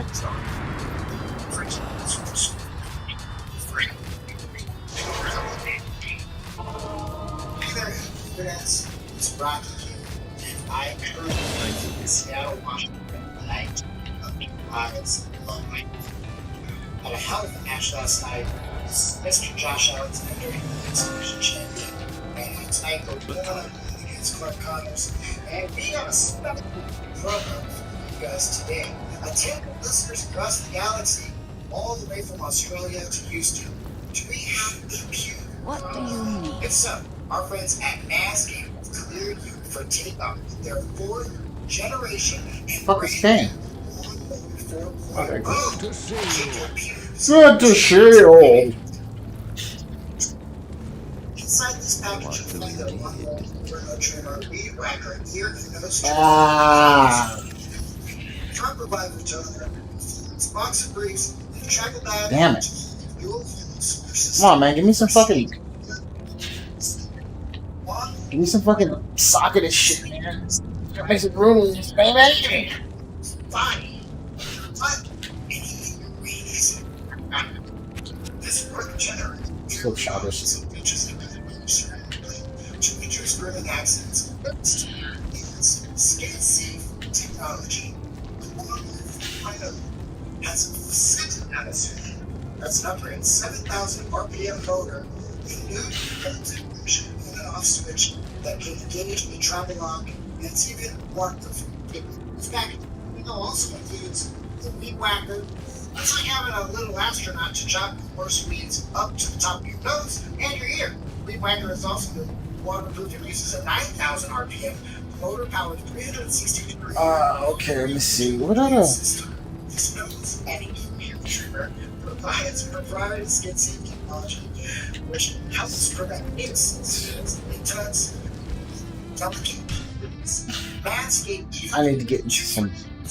Performance back and forth milk, Manscaped boxers, and shed travel bag. Get 20% off right now. Free shipping at manscaped.com. That's 20% off plus free shipping with the code at manscaped.com. There's Spaceballs. Thank you. Like I said, we were in the bubble for a minute, right? So we didn't know all the outside shit. Now, it's got remote travel. Like he's looking at it. I'm trying to get in for signings and shit like that. But now we're seeing a lot of talent. You have a brand new face that you have brought to Impact Wrestling, and it's a dominant face. And I'm digging the whole vibe. What, where, when, how, why, when the plan come to action? Where did she come from? Whose idea is it? Do you love it? I feel like you didn't tell me everything. I hear Santa Evans, she's been killing it in No Killer.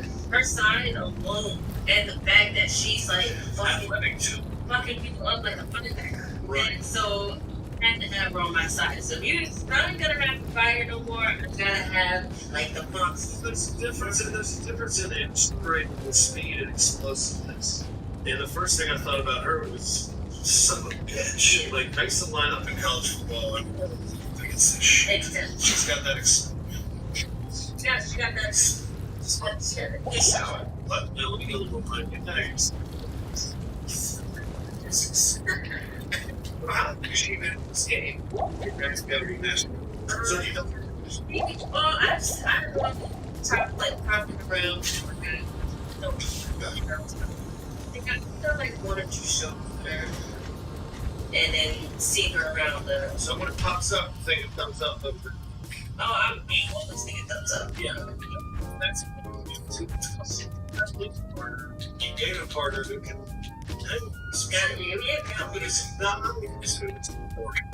It's just like, for the extra upgrade, you can't go down.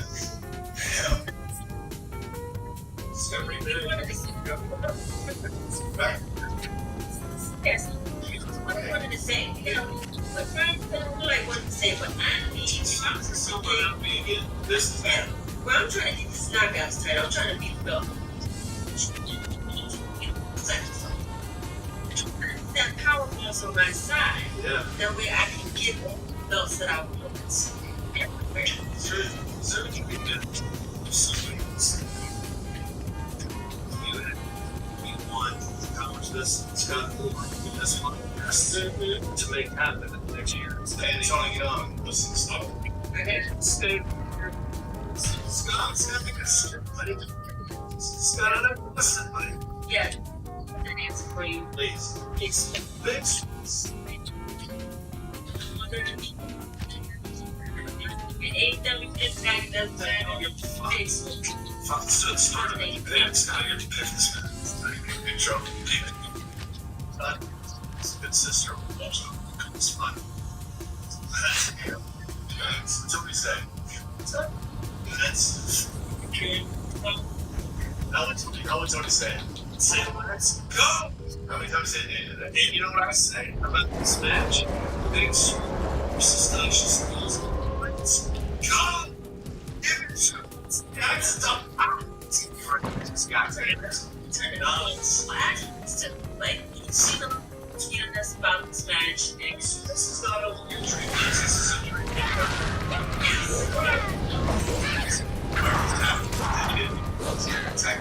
Something. We've never even like really crossed paths like that, and it's like we really was meant to happen. So you respect the shit out of each other.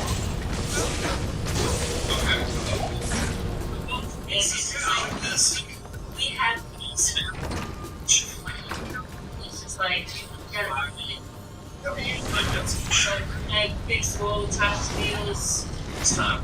That's what's up with me.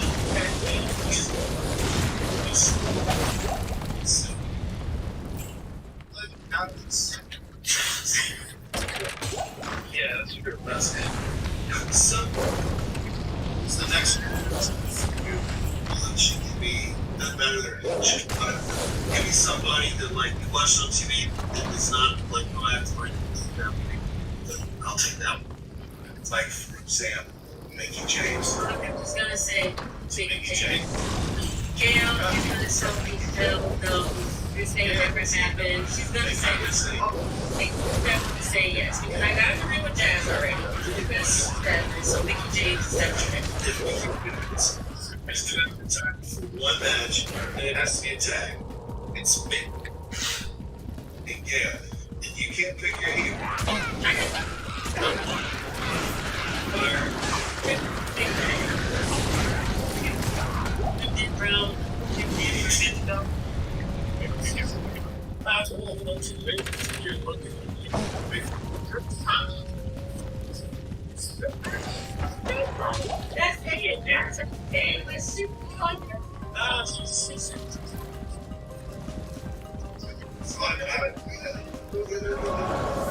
Talking about.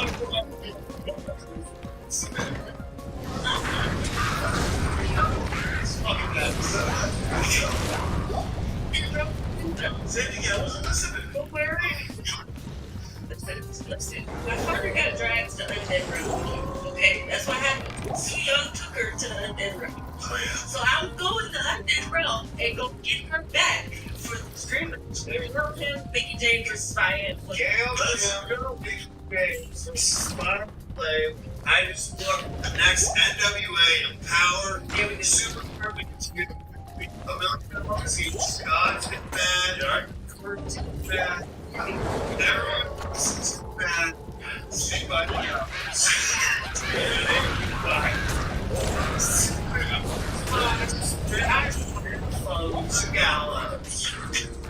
Yo, thank you so much, man. No, thank you. I appreciate you, man. Hey, man, Yeah, tell me, man. And then you got a lot of fucking last time you came on, for sure. Want to do it again a lot. Like, next to me, it's okay.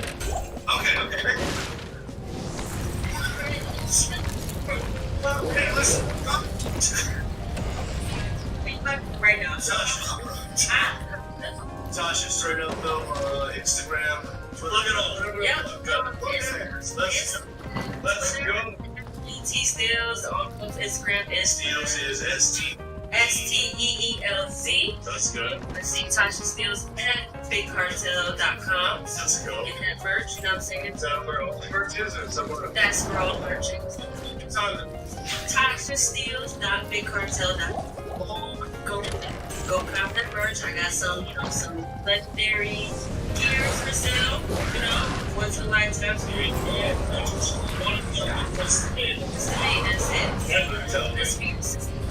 System proud. That's fucking wild, dude. Oh my god.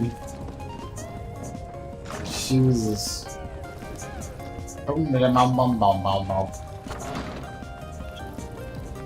Finally. Catacombs level 3! What's up, everyone? It's NFL Hall of Fame wide receiver Chris Front. And yes, I'm listening to a new podcast called Wide Receiver. This is my new fire every man. I'm going to be talking to some of the best wide receivers in the game today about every topic that is related to football, but more importantly, the we're going to dive deeper into the man underneath the helm, who he is, who he wants to be, and who he wants to become. Listen to me, NFL Hall of Famer Chris Carter, wide receiver on Apple, Spotify, or wherever you get your podcasts.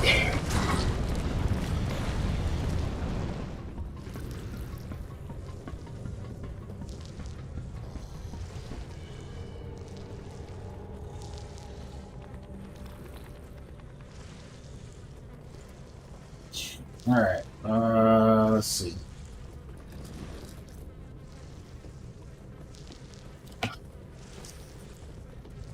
Oh shit! I wonder I couldn't hear.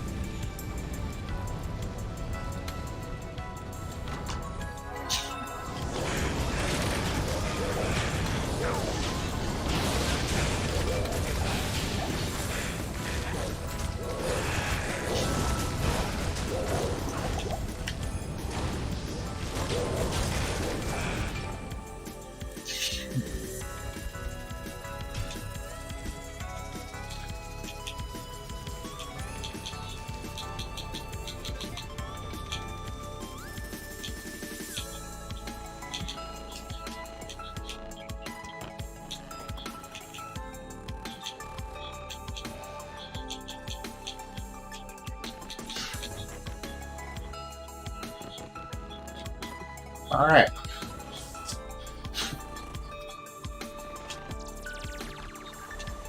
I like this jammer right here. Yeah, I like that.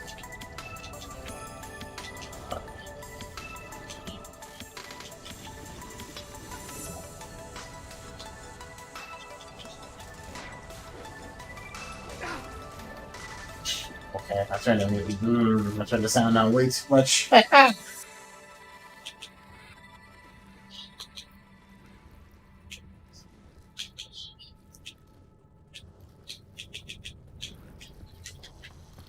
you go.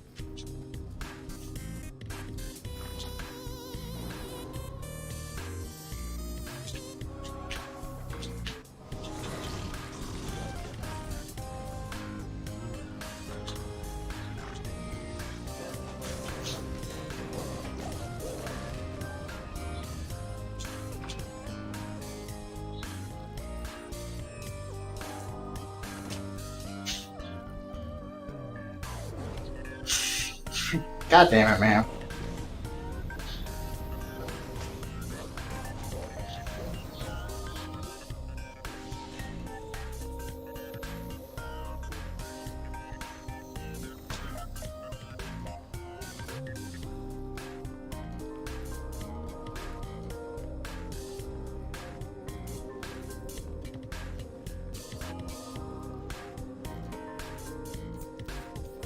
Okay.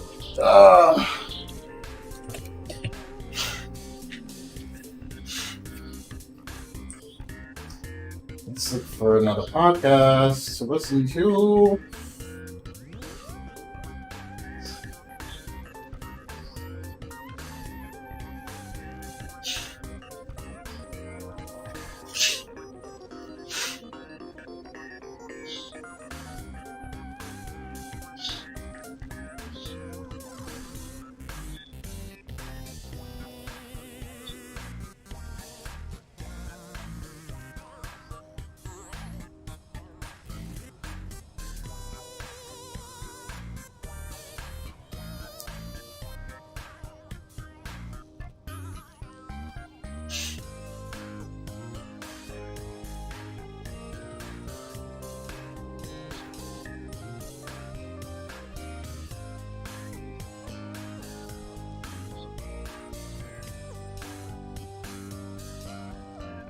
Jared McDaniels. Holy shit.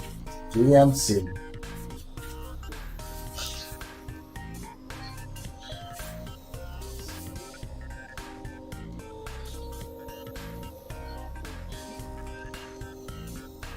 What's up, everybody? This is Tommy from KFC. Love rock with the people's world best podcast. You need to subscribe to Luminary.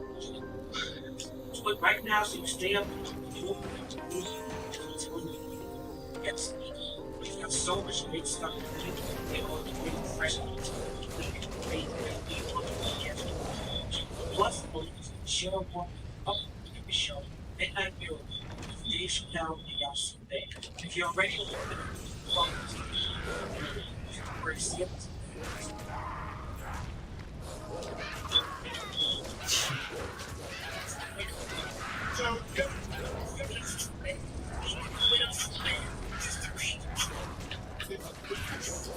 party people, your dreams, then it is KFC,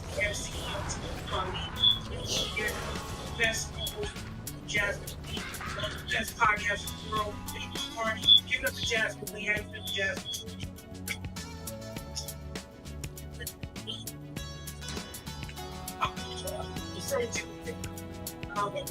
So we're gonna cease with the puns. We're gonna get into this episode because this guest is very. I'm gonna take my time to make sure that we cover the ways to this case. This is one of the legendary guests I've ever had. And as you go back into when your guest is not on, they will be one way back. There we go. I can't carry him. Let's fucking go. I can't carry him. Today's guest grew up in the legendary Story neighborhood of Hollis Keys. But we have a lot of legends on the show. I can't carry him. Founding member of Big and something. Just hip hop. So they merged rock music. They ushered in a steam craze. They were unapologetic, proud to be at a time in the industry that just wasn't a thing. They think it's slipped doors for the amount of blacks we have in the music. We gonna give it to them. This man is a magical word for me. You're not gonna name the band, but start naming records. King of Rock. Yes. Raising Hell. Took the back. King Crown Hip Hop. First, you have to feel MTV and the art. First, you have to feel lyrical dance. I got 3 pages of intro. I'm gonna go to this Busta Rhymes quote. I'm not gonna say all this because it's so much. Busta Rhymes said that this band didn't change music, they changed everything. And he is 100% right. I can't carry anymore. Without today's guest, who is also a solo artist, a graphic novel writer.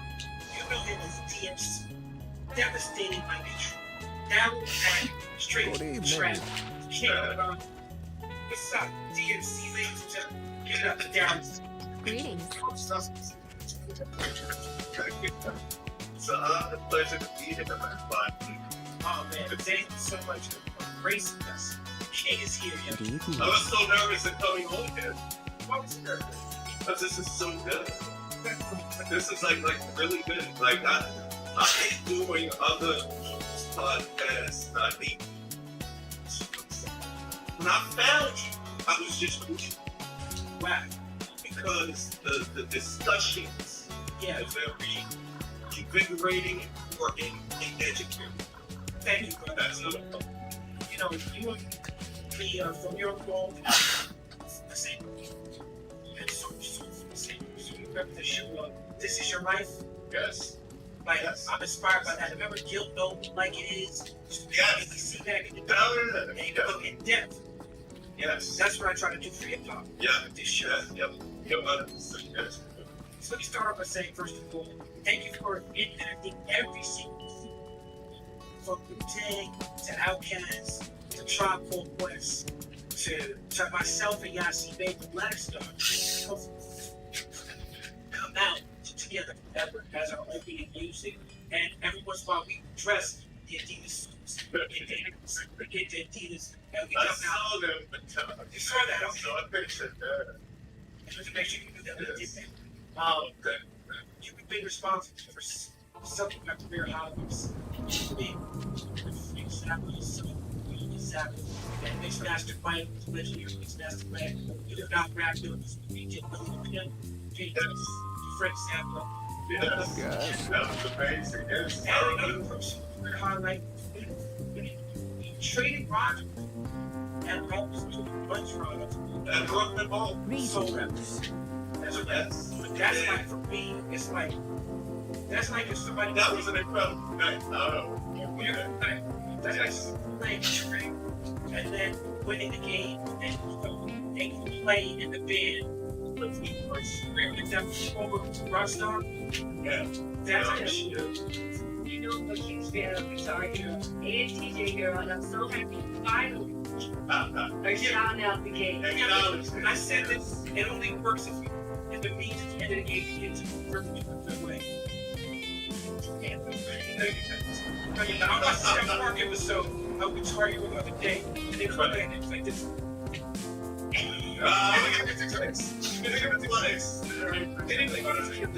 That's my favorite song. Thank you for reading and supporting my book. Coach has not my book. Library High really needs it. Yes. Fuck, man. Okay, I gotta find a squad, man. Can't want to keep doing this shit solo. And like researching, I just rewatched Run DMC Live with Prince in 1985. But I love Jay up front, right? Yes, yes. What's interesting is that these, I mean, y'all with your fast pace, like the rock music on this, it was like, it's like that, and then it's like Big Mouth, and then it's like, it was like, you talk too much, yeah, we think you talk too much, yeah, and it's like the big stage records, and to me, at that time, it was like a it was like a more flash thing, and I remember it was like, you should listen to this. Yeah, she's in it. You know, Run wrote that was inspired by Prince. Okay. It was inspired by the Dove's from. Listen to this. Makes sense. So, and that was cool. And when he was inspired by Prince, right before it came into the studio, he was like, we're not the breath statement, right? It's like, your Jay is inspired by, you know, Prince's Dove's Project. Jay created the track, right? And he had Running Ray, rest in peace. Running Ray jumped God last year. So he's like, so let him do this. Running Ray was the star of another movie. Running Ray, but long story short, when he finished, like, I wasn't thinking I was going to repping for the Graves of Bell. Run was still up because I think he had 3 kids by him. So his first son was family. Studio show home with wife and kids. So when he left, Jay was like, he's he said, no, Run will repping. And I also saw Jay. Jay would have said this. Run would have had UPO. And I would have never had to Run. Right. So Jay was like, what are you going to do? I was like, well, you said, Run out and run the way he's going to go. I was like, yeah, I got runs, man. He said, he went on it. I started, on the rock around the clock. Kids, I've never seen a Michael Jordan teams. Kids who fly mess around with me. I'm the king of rock, rap, and of rock. 3 off. Because I was writing, I was like, don't fucking see me.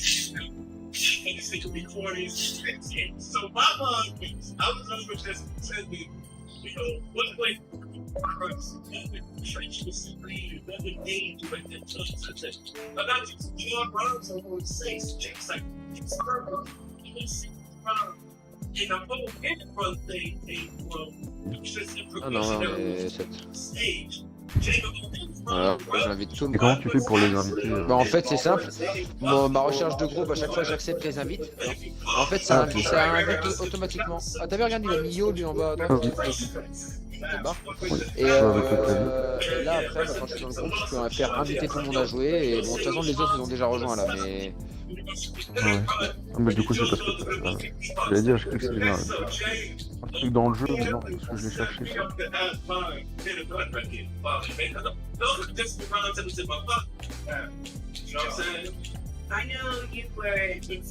J'ai que des notifs Xbox tout à l'heure. Alors moi les gars je suis mort vers là-bas.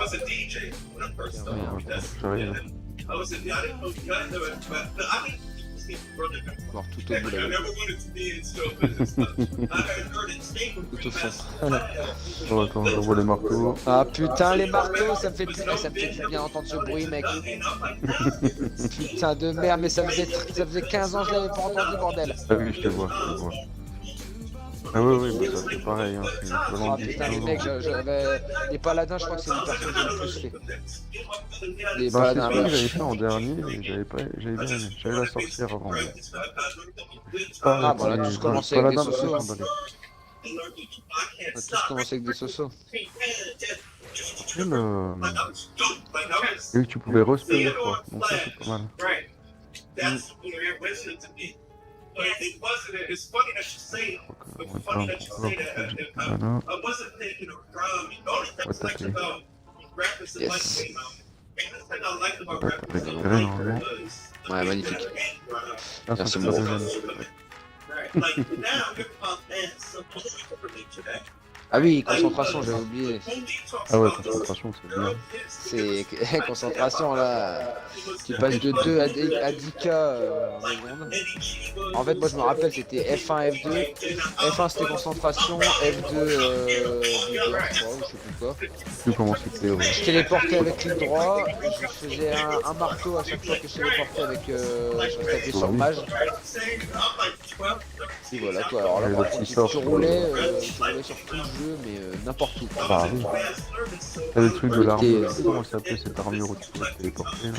Bah Enigma, c'est celle dont je parlais tout à l'heure. Ah ouais, bah c'est là, c'est vrai. Moi c'est pour ça que là j'ai pas fait de paladin parce que bah, je sais que j'aurais pas Enigma tout de suite tu vois. Donc sans le téléport, en fait je voulais faire une socio d'abord pour avoir le téléport. Bah, oui. Pour pouvoir rusher, pour pouvoir faire des mef runs, des trucs tout seul tu vois. Ah bah ça. Des mef un peu. Ça fait ça a l'air plus chaud que moi encore. Pourtant j'ai eu ce dépensé. De quoi? Sandra chaud. Ce chez Sandra chaud là. Ah mais moi je suis comme un gamin mais je suis. Là, on dirait un drogué Ah bah on retombe, on retombe sur son avis. Ouais bah ouais, et puis moi, ça, à l'époque, je l'ai vraiment. Au niveau de tous les jeux que j'ai joué, c'est vraiment le gameplay que j'ai le préféré. Tu vois. Au niveau du drop des objets, de tout, tu vois, c'est. Je trouve que c'est le truc qui est le mieux c'est plus foutu, quoi, tu complet. vois. Hein.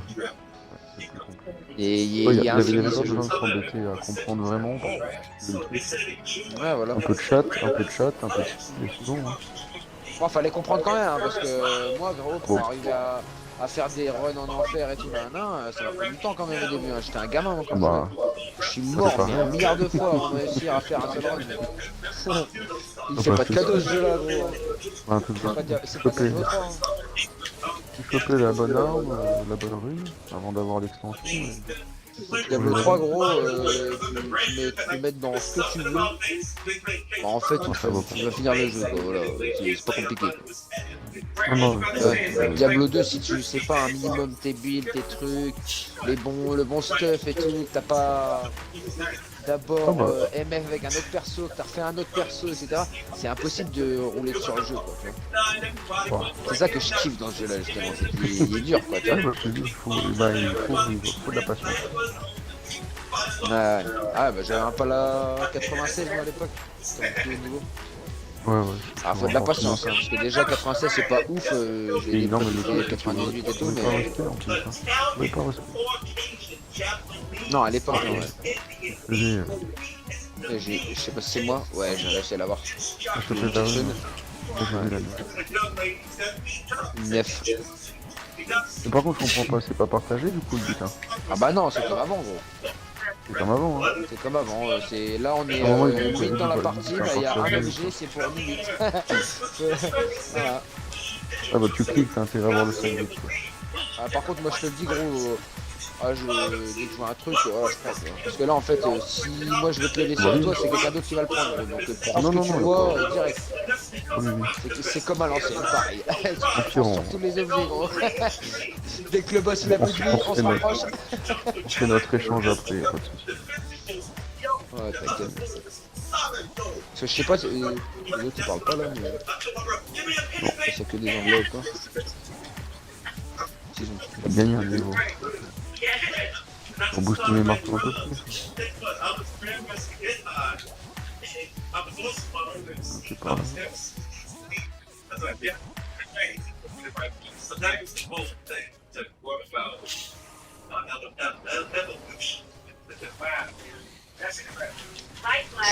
C'est que moi, mec, en plus, alors c'est trop marrant, mais genre là, je joue au jeu, tu vois, genre, normalement je joue plus du tout à la console, tu vois. Et là, je me suis remis comme à l'ancienne et tout, je cote à fond sa race. Vraiment, ce jeu, c'est le jeu qui m'a fait aimer le gaming, en fait. Moi j'ai joué à celui-là, puis après je suis tombé sur World of Warcraft. Ah ouais, bah c'était la même époque. Hein. Et tu fais les deux de la bonne époque. Voilà. World of Warcraft, c'est un truc. Là c'est pareil, hein, tu peux passer 20 points. Tu te rends compte que. Ouais, je vois. Maintenant, tu te rends compte que tu es nul dans le jeu. Ah ouais, tu crois être fort, mais. Ouais, tu crois que t'as pensé le jeu, c'est le début du jeu.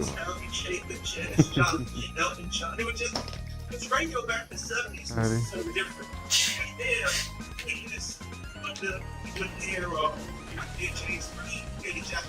Top, ça passe. Le feu là, ça me.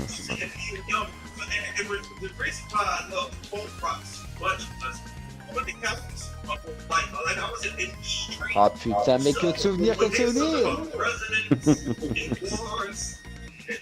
Ouais, j'en voulais marre.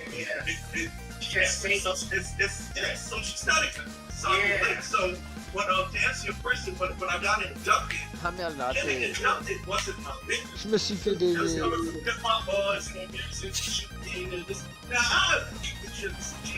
Par contre, ça veut dire que une petite pépite là. Celui qui veut y aller en premier.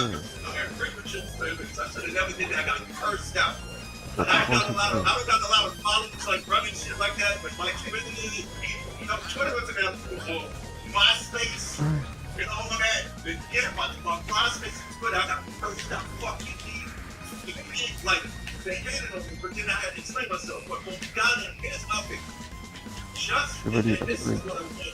Is I don't know what it is that you want. I don't care.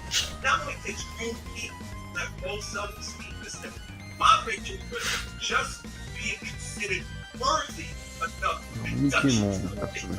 Yeah, I would have never got it. As they say, hip hop was this validation. Yes, we're legitimate. You know what I'm saying? But this did it, yes. To be in there with everybody, I stole, sampled, regurgitated, and just to be in there with those super rock out possessions is very helpful. À mon avis, Laura, elle est pas mal. Le nombre de sorcières. C'est... The views of my telephone league are not shared by our doors.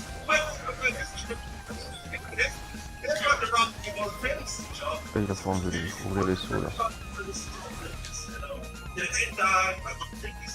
Bon, j'ai bien envie de voir Diablo ce que ça donne. Ouais, avec On refait là le sort, l'espèce de laser, et puis on va faire ça.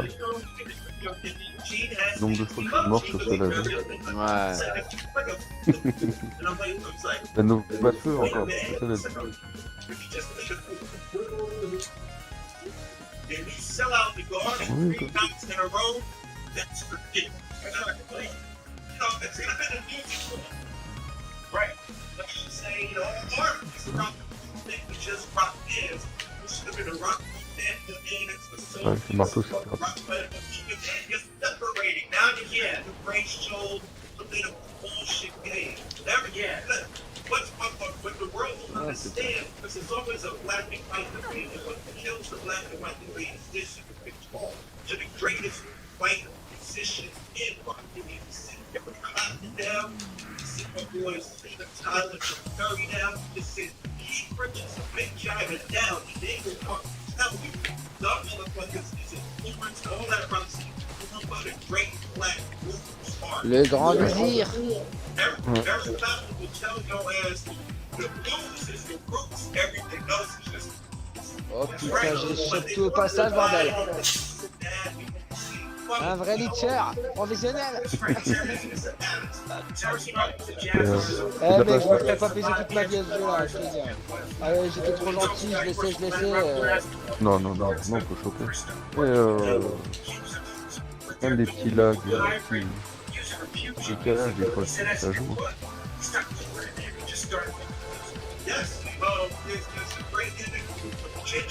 Voilà, oui, ça va être...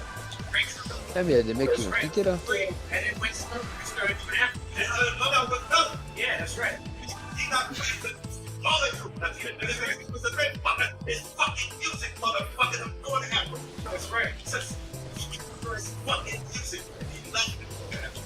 Yeah, I guess rock and roll, the way we're talking about it, it describes an adage. What's the adage? DMX is a rock and roll star. That's MOP made rock and roll music. It's an adage. The punk rock is so simple. Ouais, j'ai plus rien là. Yeah, and if you play the fucking flute, it's a adage. You fucking rock star. Fucking rock star. Now, you mentioned that you were raised Catholic. The fact that you pray your autobiography, King of Rock, respect, responsibility of life, you see, you discovered that you were adopted, and that your mother surrendered you for street. And then you did a special for age, right? The first one was, if I don't know the name of My adopted journey. That was in 2006, right? My adoption journey. Yes. That's right. And what I found interesting was, can that be difficult but necessary for you, right? And thank you for being gracious enough to share your journey with the entire world. But you thanked your birth mother for being adoption, saying there would be no birthday seed to share. Right. I wouldn't be sitting here with you. I mean, that's in a very, yeah, from a Hollywood standpoint, maybe, but maybe I don't know. I would have never met Brent. I would have never met Jay. I would have never fucking thought about Adidas. My father just gave me so much. That was that now the crazy thing is I was involved in a trans action I had saved. Yeah, that's what people don't understand about the J'aurais pu mettre quand même l'intitulé des parties en ligne. Ouais, ça c'était. Ouais. La Ah, recherche là, ça automatique, ferme. là, c'est un peu. C'est un peu dommage. Bah là, je vois pas comment on va chercher des parties pour trouver des objets, etc.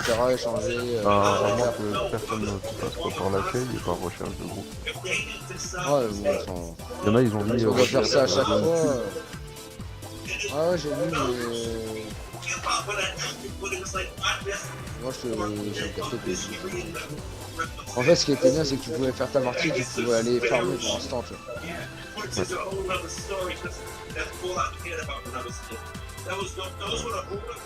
c'est ouvert. Yes. Waouh, waouh, waouh. Je te fais un TP. Tiens. Merci. Et je suis tombé en plein au milieu, quoi. J'ai dit ça va ouvrir, ça va ouvrir. Pas loupé.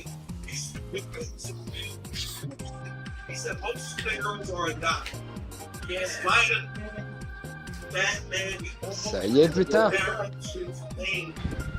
on va trembler un coup.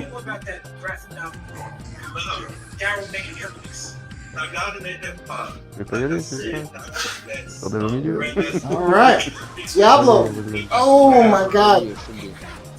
Oh shit. Ah oui, je suis au corps à corps. Je suis un peu. Je suis un vélo. Woo.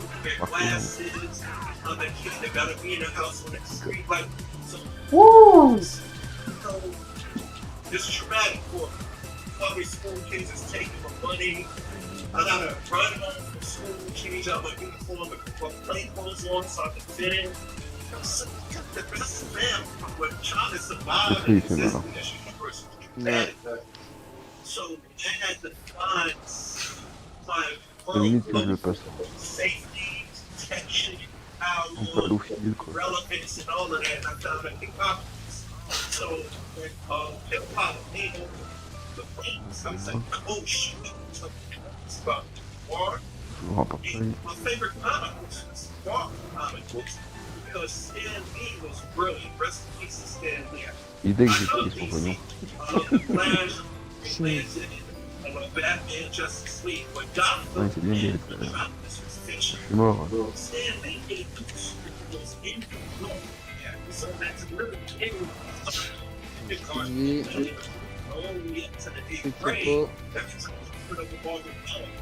I learned about the place that I lived in with the experience because I need to rock. Il est tout là-haut. De speed. Putain, mais. Le jeu il date d'il y a 30 ans, Zach, et les chargements ils bug toujours à la fin quand la porte est ouverte. Quand elle reste ouverte. Ouais, ça le fait.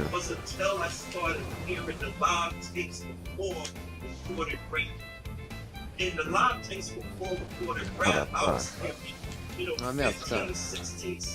J'ai eu un portail.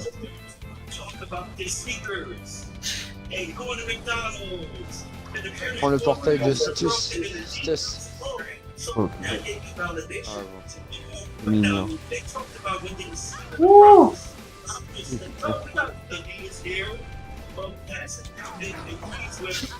Putain, mais.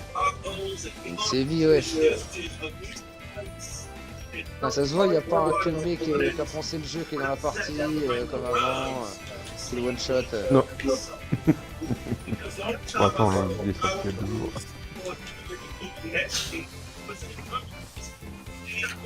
Oh, je suis sûr qu'il y en a qui sont déjà level. Ah oui, je pense qu'on a 80. Oh là là. Wow. Moi je clame ça. Ouais.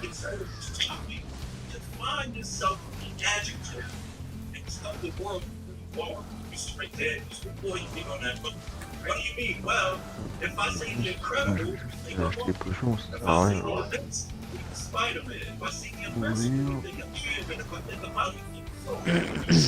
Ouais, mais aussi il me faut de la vie là. La vie du mana comme d'hab.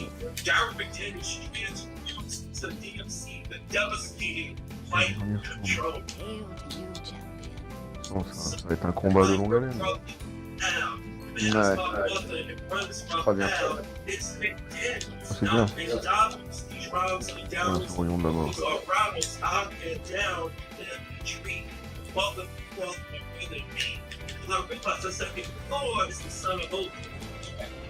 Prison d'os, je sais pas, j'en ai pas vu. Quoi? Les prisons d'os. Il y a une mise en ferme dans une prison.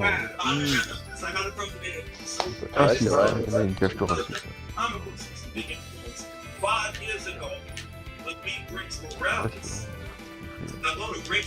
Ça doit être là. Because I had a friend of my manager, Eric, his brother, had a artist shop. He used to play for me. If I own the thing, I'm not in the book. It's you for my that's me or whatever they'll make. So I said, geez, I don't know if we just go second. So I feel like, you know, Oh non! Oh putain! Oh, j'ai pris le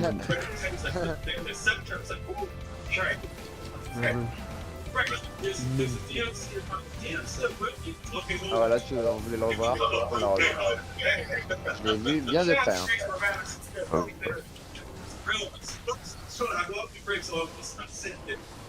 qu'il n'y a pas le temps de tester le morceau, quoi.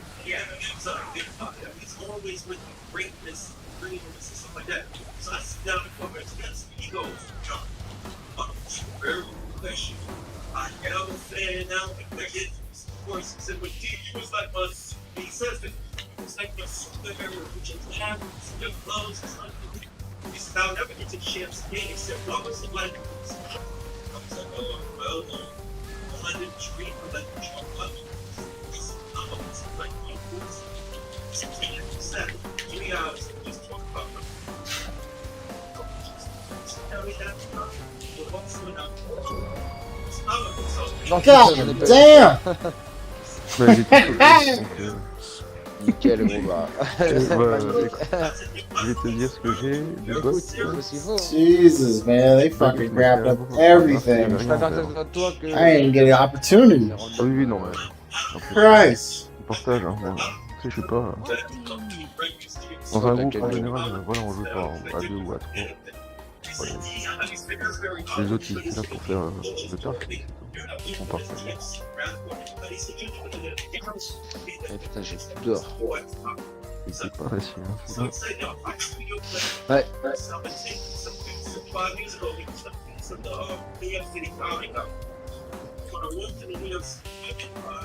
It was like this, and I am ready to fix his hands more than yeah. Everything that we have been lost. C'est identique. TV shows that we work on Pour un premier Diablo depuis au moins 10-12 ans, il était coriace. Ouais. So, whatever it is that you like, I'll tell people, you know,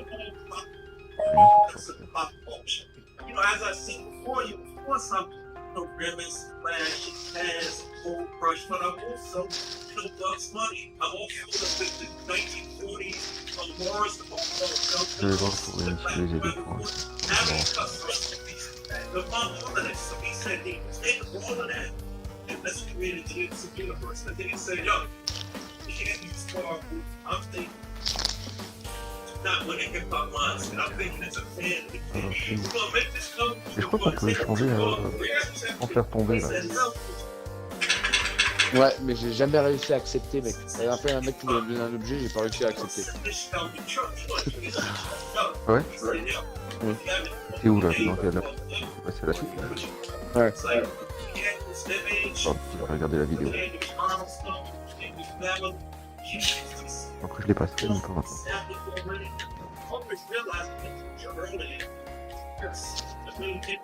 Ah, bon, bizarrement, j'ai tout passé, je m'en bats les couilles.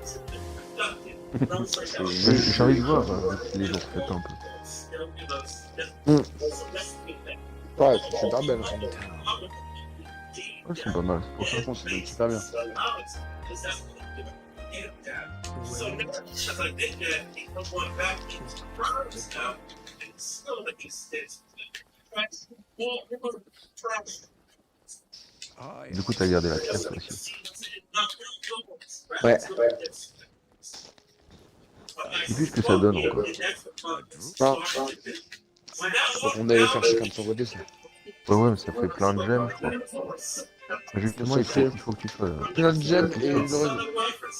Ah, non, oui. Good at Ah ouais, mais c'est là que tu peux C'est faire surtout ça, quoi. les super. Et alors, Cauchemar, c'est une meilleure rune, et on en fait encore mieux, donc... Ah, mais je crois qu'en plus, vraiment, il faut le faire solo, parce que si t'as deux, il faut valider la quête. On a perdu une. Ah ouais. Et ce que je te dis, en fait, c'est qu'à l'époque, tu pouvais te faire baiser dans ces... Ah bah oui.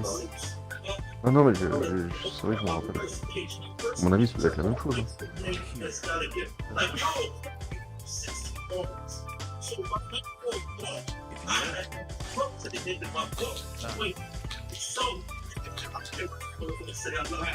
That's why King of Rock, he needs higher. So you see, burn my people's gonna be much. So you can burn down this material.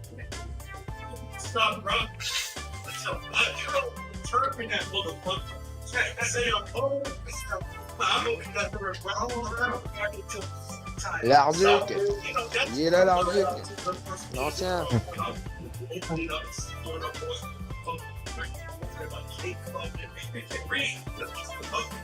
C'est un mec fort, hein. Il a 20 ans, t'as même pas dit, t'es encore Non, plus pas beau il il va encore plus beau qu'avant, le mec. Oui, c'est vrai.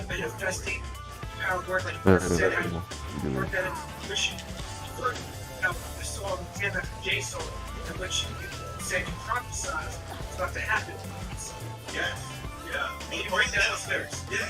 So he put out his life and service and we did a briefing of a Curtis Putain, mais quel... Combien? Just get it upstairs. It's just like that message read. I'm saying that was everyone's like, okay, if that's it's put that together. So me saying I'm stunned. Il arrive pas pour lui donner grand chose. Ah ouais, c'est pas des trucs intéressants. Ouais, avec que des trucs de genre. Ouais.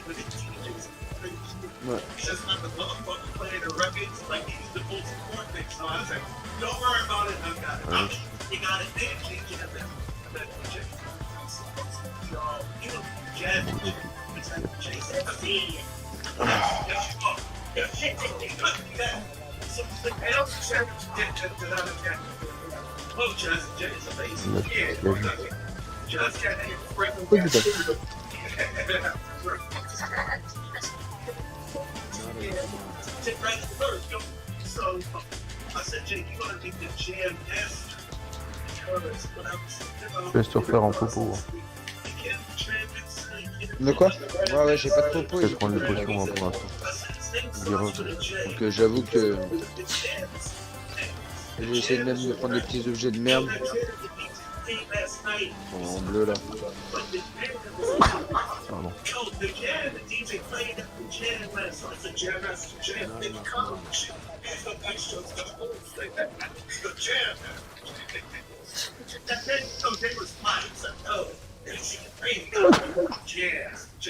Arrêtez ça. Tu parles en bas. Arrêtez là.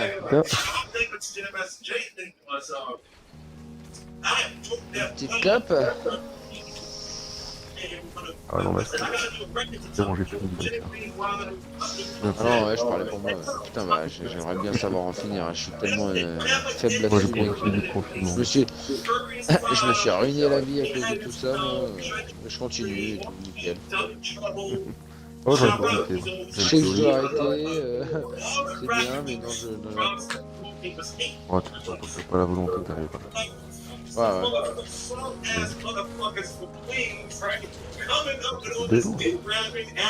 Deux ans que t'as arrêté, là. Ouais. Ça fait vraiment combien de temps? Oh, 12-13 ans.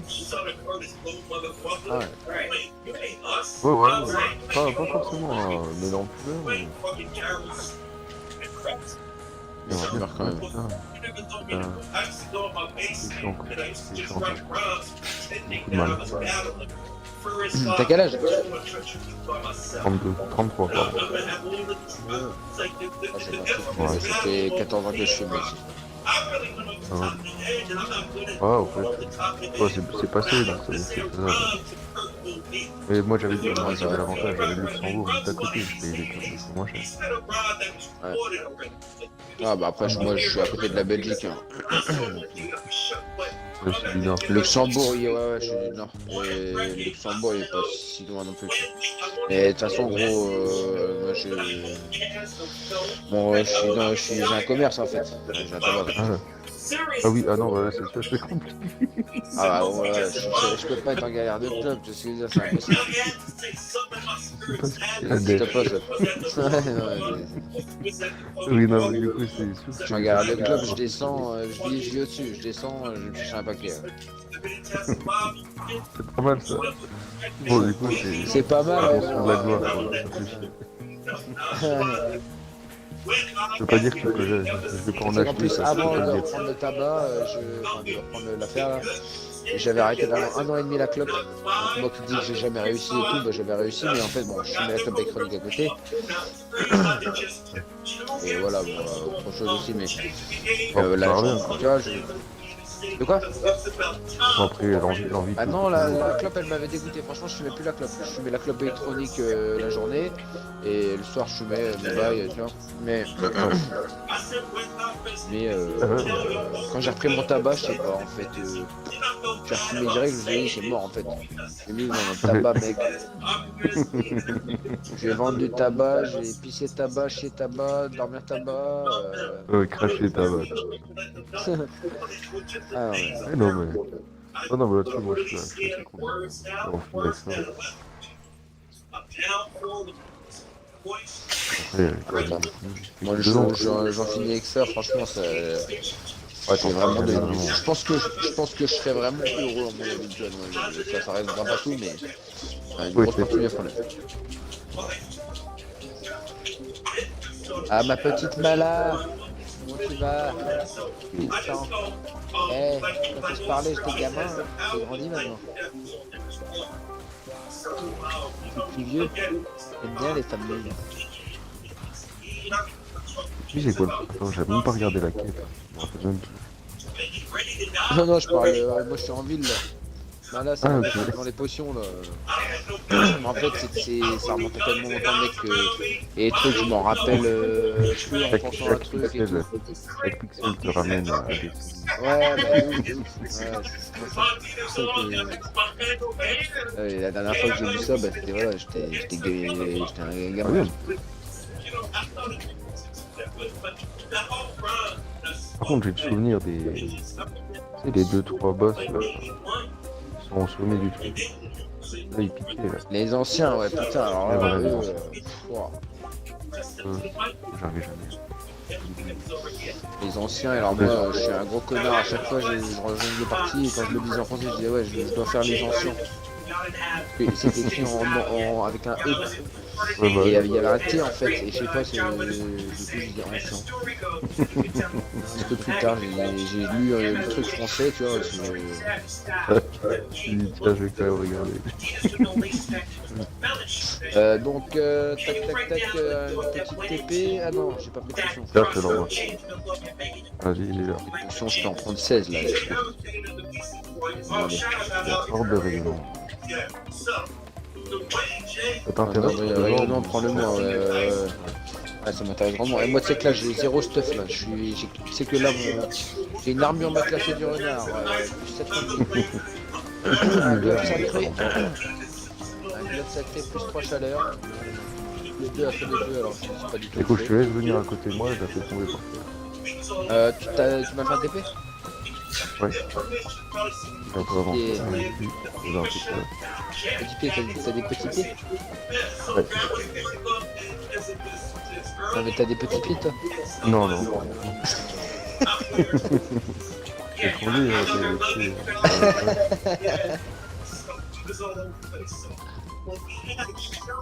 t'as pas aidé avant. Attends, parce que j'ai un marteleur de la mort devant moi là, mec. J'essaie de me faire... J'ai pas envie de me faire marteler. De moi, pas. Alors, attends, je peux choper, mais on voit pas les noms. Écoute, je m'en vais plus vers la gauche. Attends, moi je suis à... Ah ouais, je te vois là. Viens à droite. En bas à droite. Attends, vas-y, je te rejoins.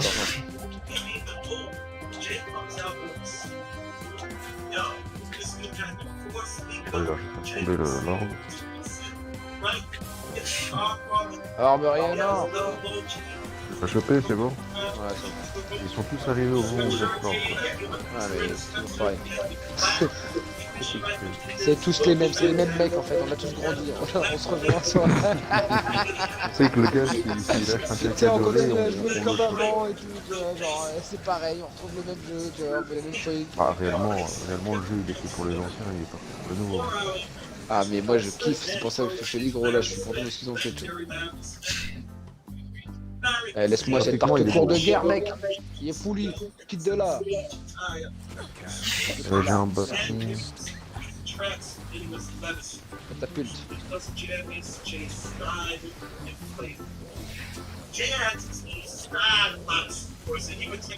Je suis niveau 23, ça XP plus du tout.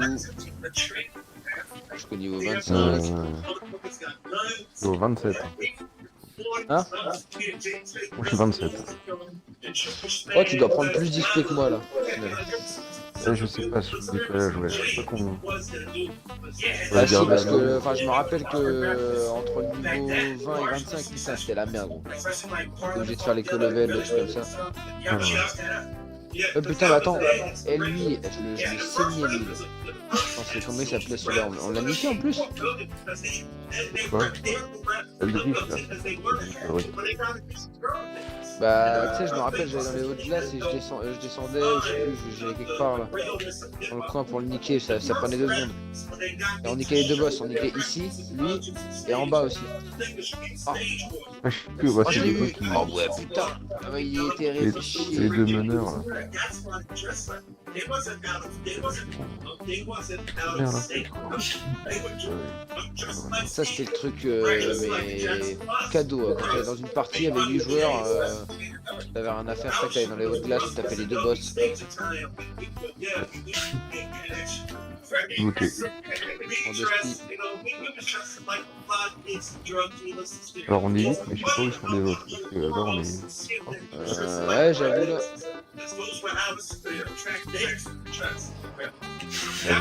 Arrogat. Bah, en fait, on n'est pas 8. Il y en a plein qui sont quittés. Fantastique. Comment ça pique? Ouais, faut que j'habite.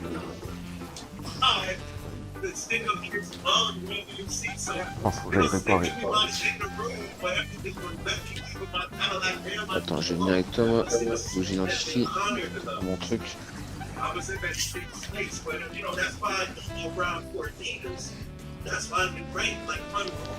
Allez, vite là!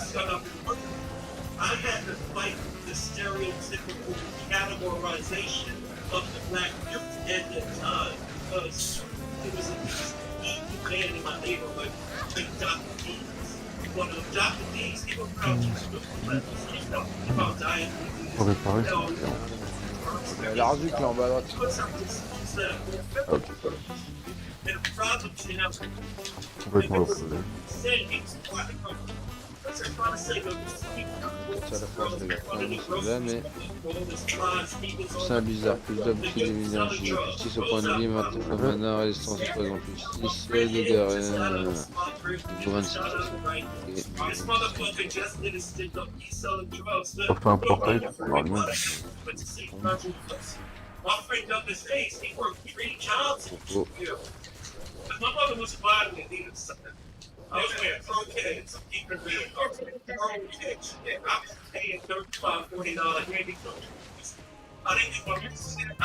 Yeah, my mother and father didn't buy my first pair of Adidas until I got into graduated and made it to high school. So she said, better not play no ball. When I was my brother, the fight with Dr. G's scene about women, like, yeah, okay. Yeah, because women for some reason just want to college you. So I love her story. You know what I'm saying? You rhyming and you've done it, but you try to figure out. Plus je reviendrai, il fallait tuer les deux bonhommes.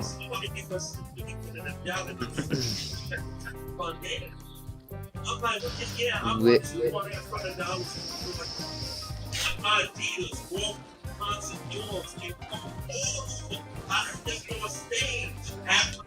Retrouver les prisonniers de glace, voilà. Regarde, retrouver les prisonniers là. Ouais. Je suis en train de péter une porte alors qu'à côté c'est ouvert.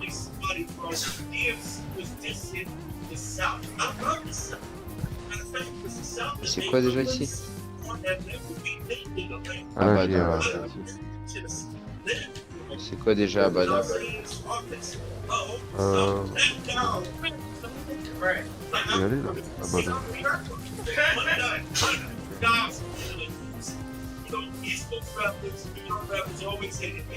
No, what up, what up, what up? Alors, je regarde la carte. Pick him up. Ouais, les soldats prisonniers, mais je crois qu'ils sont prisonniers à Abaddon. Non, ils sont dehors, mais t'inquiète, on va le faire, de toute façon, ça va nous explique. Il y a un truc là.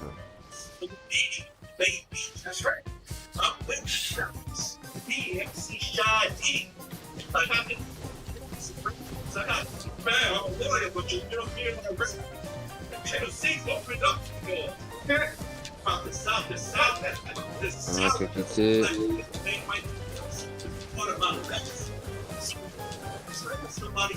Oh, Quelqu'un? Ah, Ouais, je peux m'emporter. putain, on va plus mettre de thunes en plus.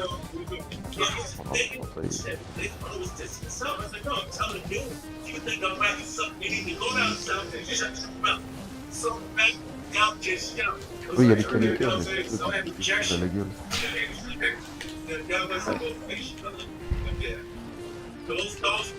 Ah vache, super vite.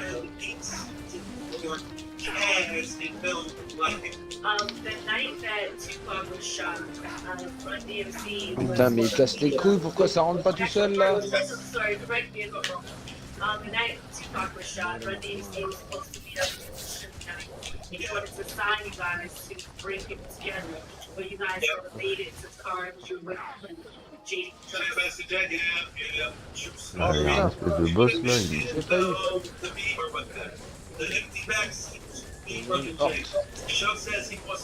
Putain, il y a un mot comme ça sur un bouclier à faire qui tue. Talcul Hortam. Ah ouais, c'était ça. Talcul Hortam. Je sais plus ce que ça fait, mais je me rappelle que c'était bien. Pas cher en plus.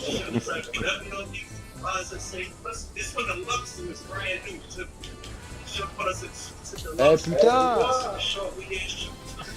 Alors, j'ai chopé une orbe de téléportation. Une orbe de téléportation, c'est pour le sorcière? Ouais, orbe. Ah non, Globe sacré. il y a plus d'un téléportation. Ah putain, tu vois, ouais.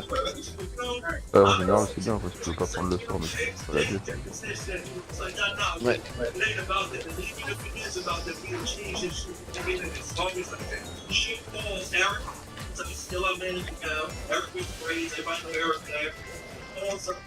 Ah, je peux prendre une pièce. Il y a encore 10 soldats libérés. Ils sont en train de libérer là-bas dehors.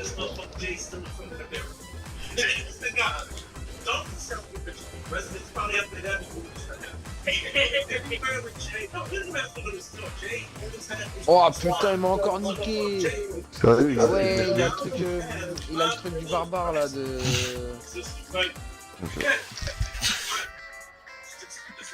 Le truc du barbare. Attends, on est à un portail dans le coin. Il y a celui qui est à côté. Ah putain, je viens de rentrer. Ouais. Et là, là, punaise, j'ai du temps. Ouais, ils sont bien bâtards ceux-là. Ah, je rentre en ville, hein, du coup. Non, genre. Il fait qu'une petite apparition. Ah, après, de toute façon, sorcière, hein, c'est comme ça. Hein. J'ai crevé un minimum, quoi. Quand t'es pas encore maxé, tout ça. C'est obligatoire.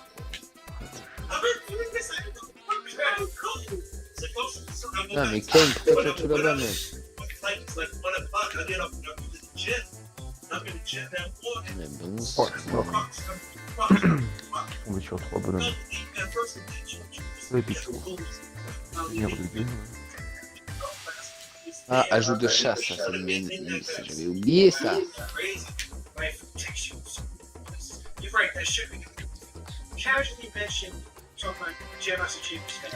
Alors, il y a un truc que je comprends pas, par contre, là, c'est en train de me gonfler cette histoire. Oh putain, ils vont vite me gonfler, ces enculés.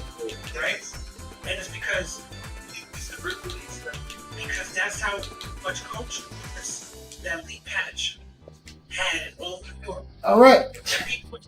Get off, folks. Snatch a lead badge. That was like the beginning of hip hop fashion. Hip hop fashion is so proud of yo. If I had white gloves, I would draw the magic off. They would. That's like just.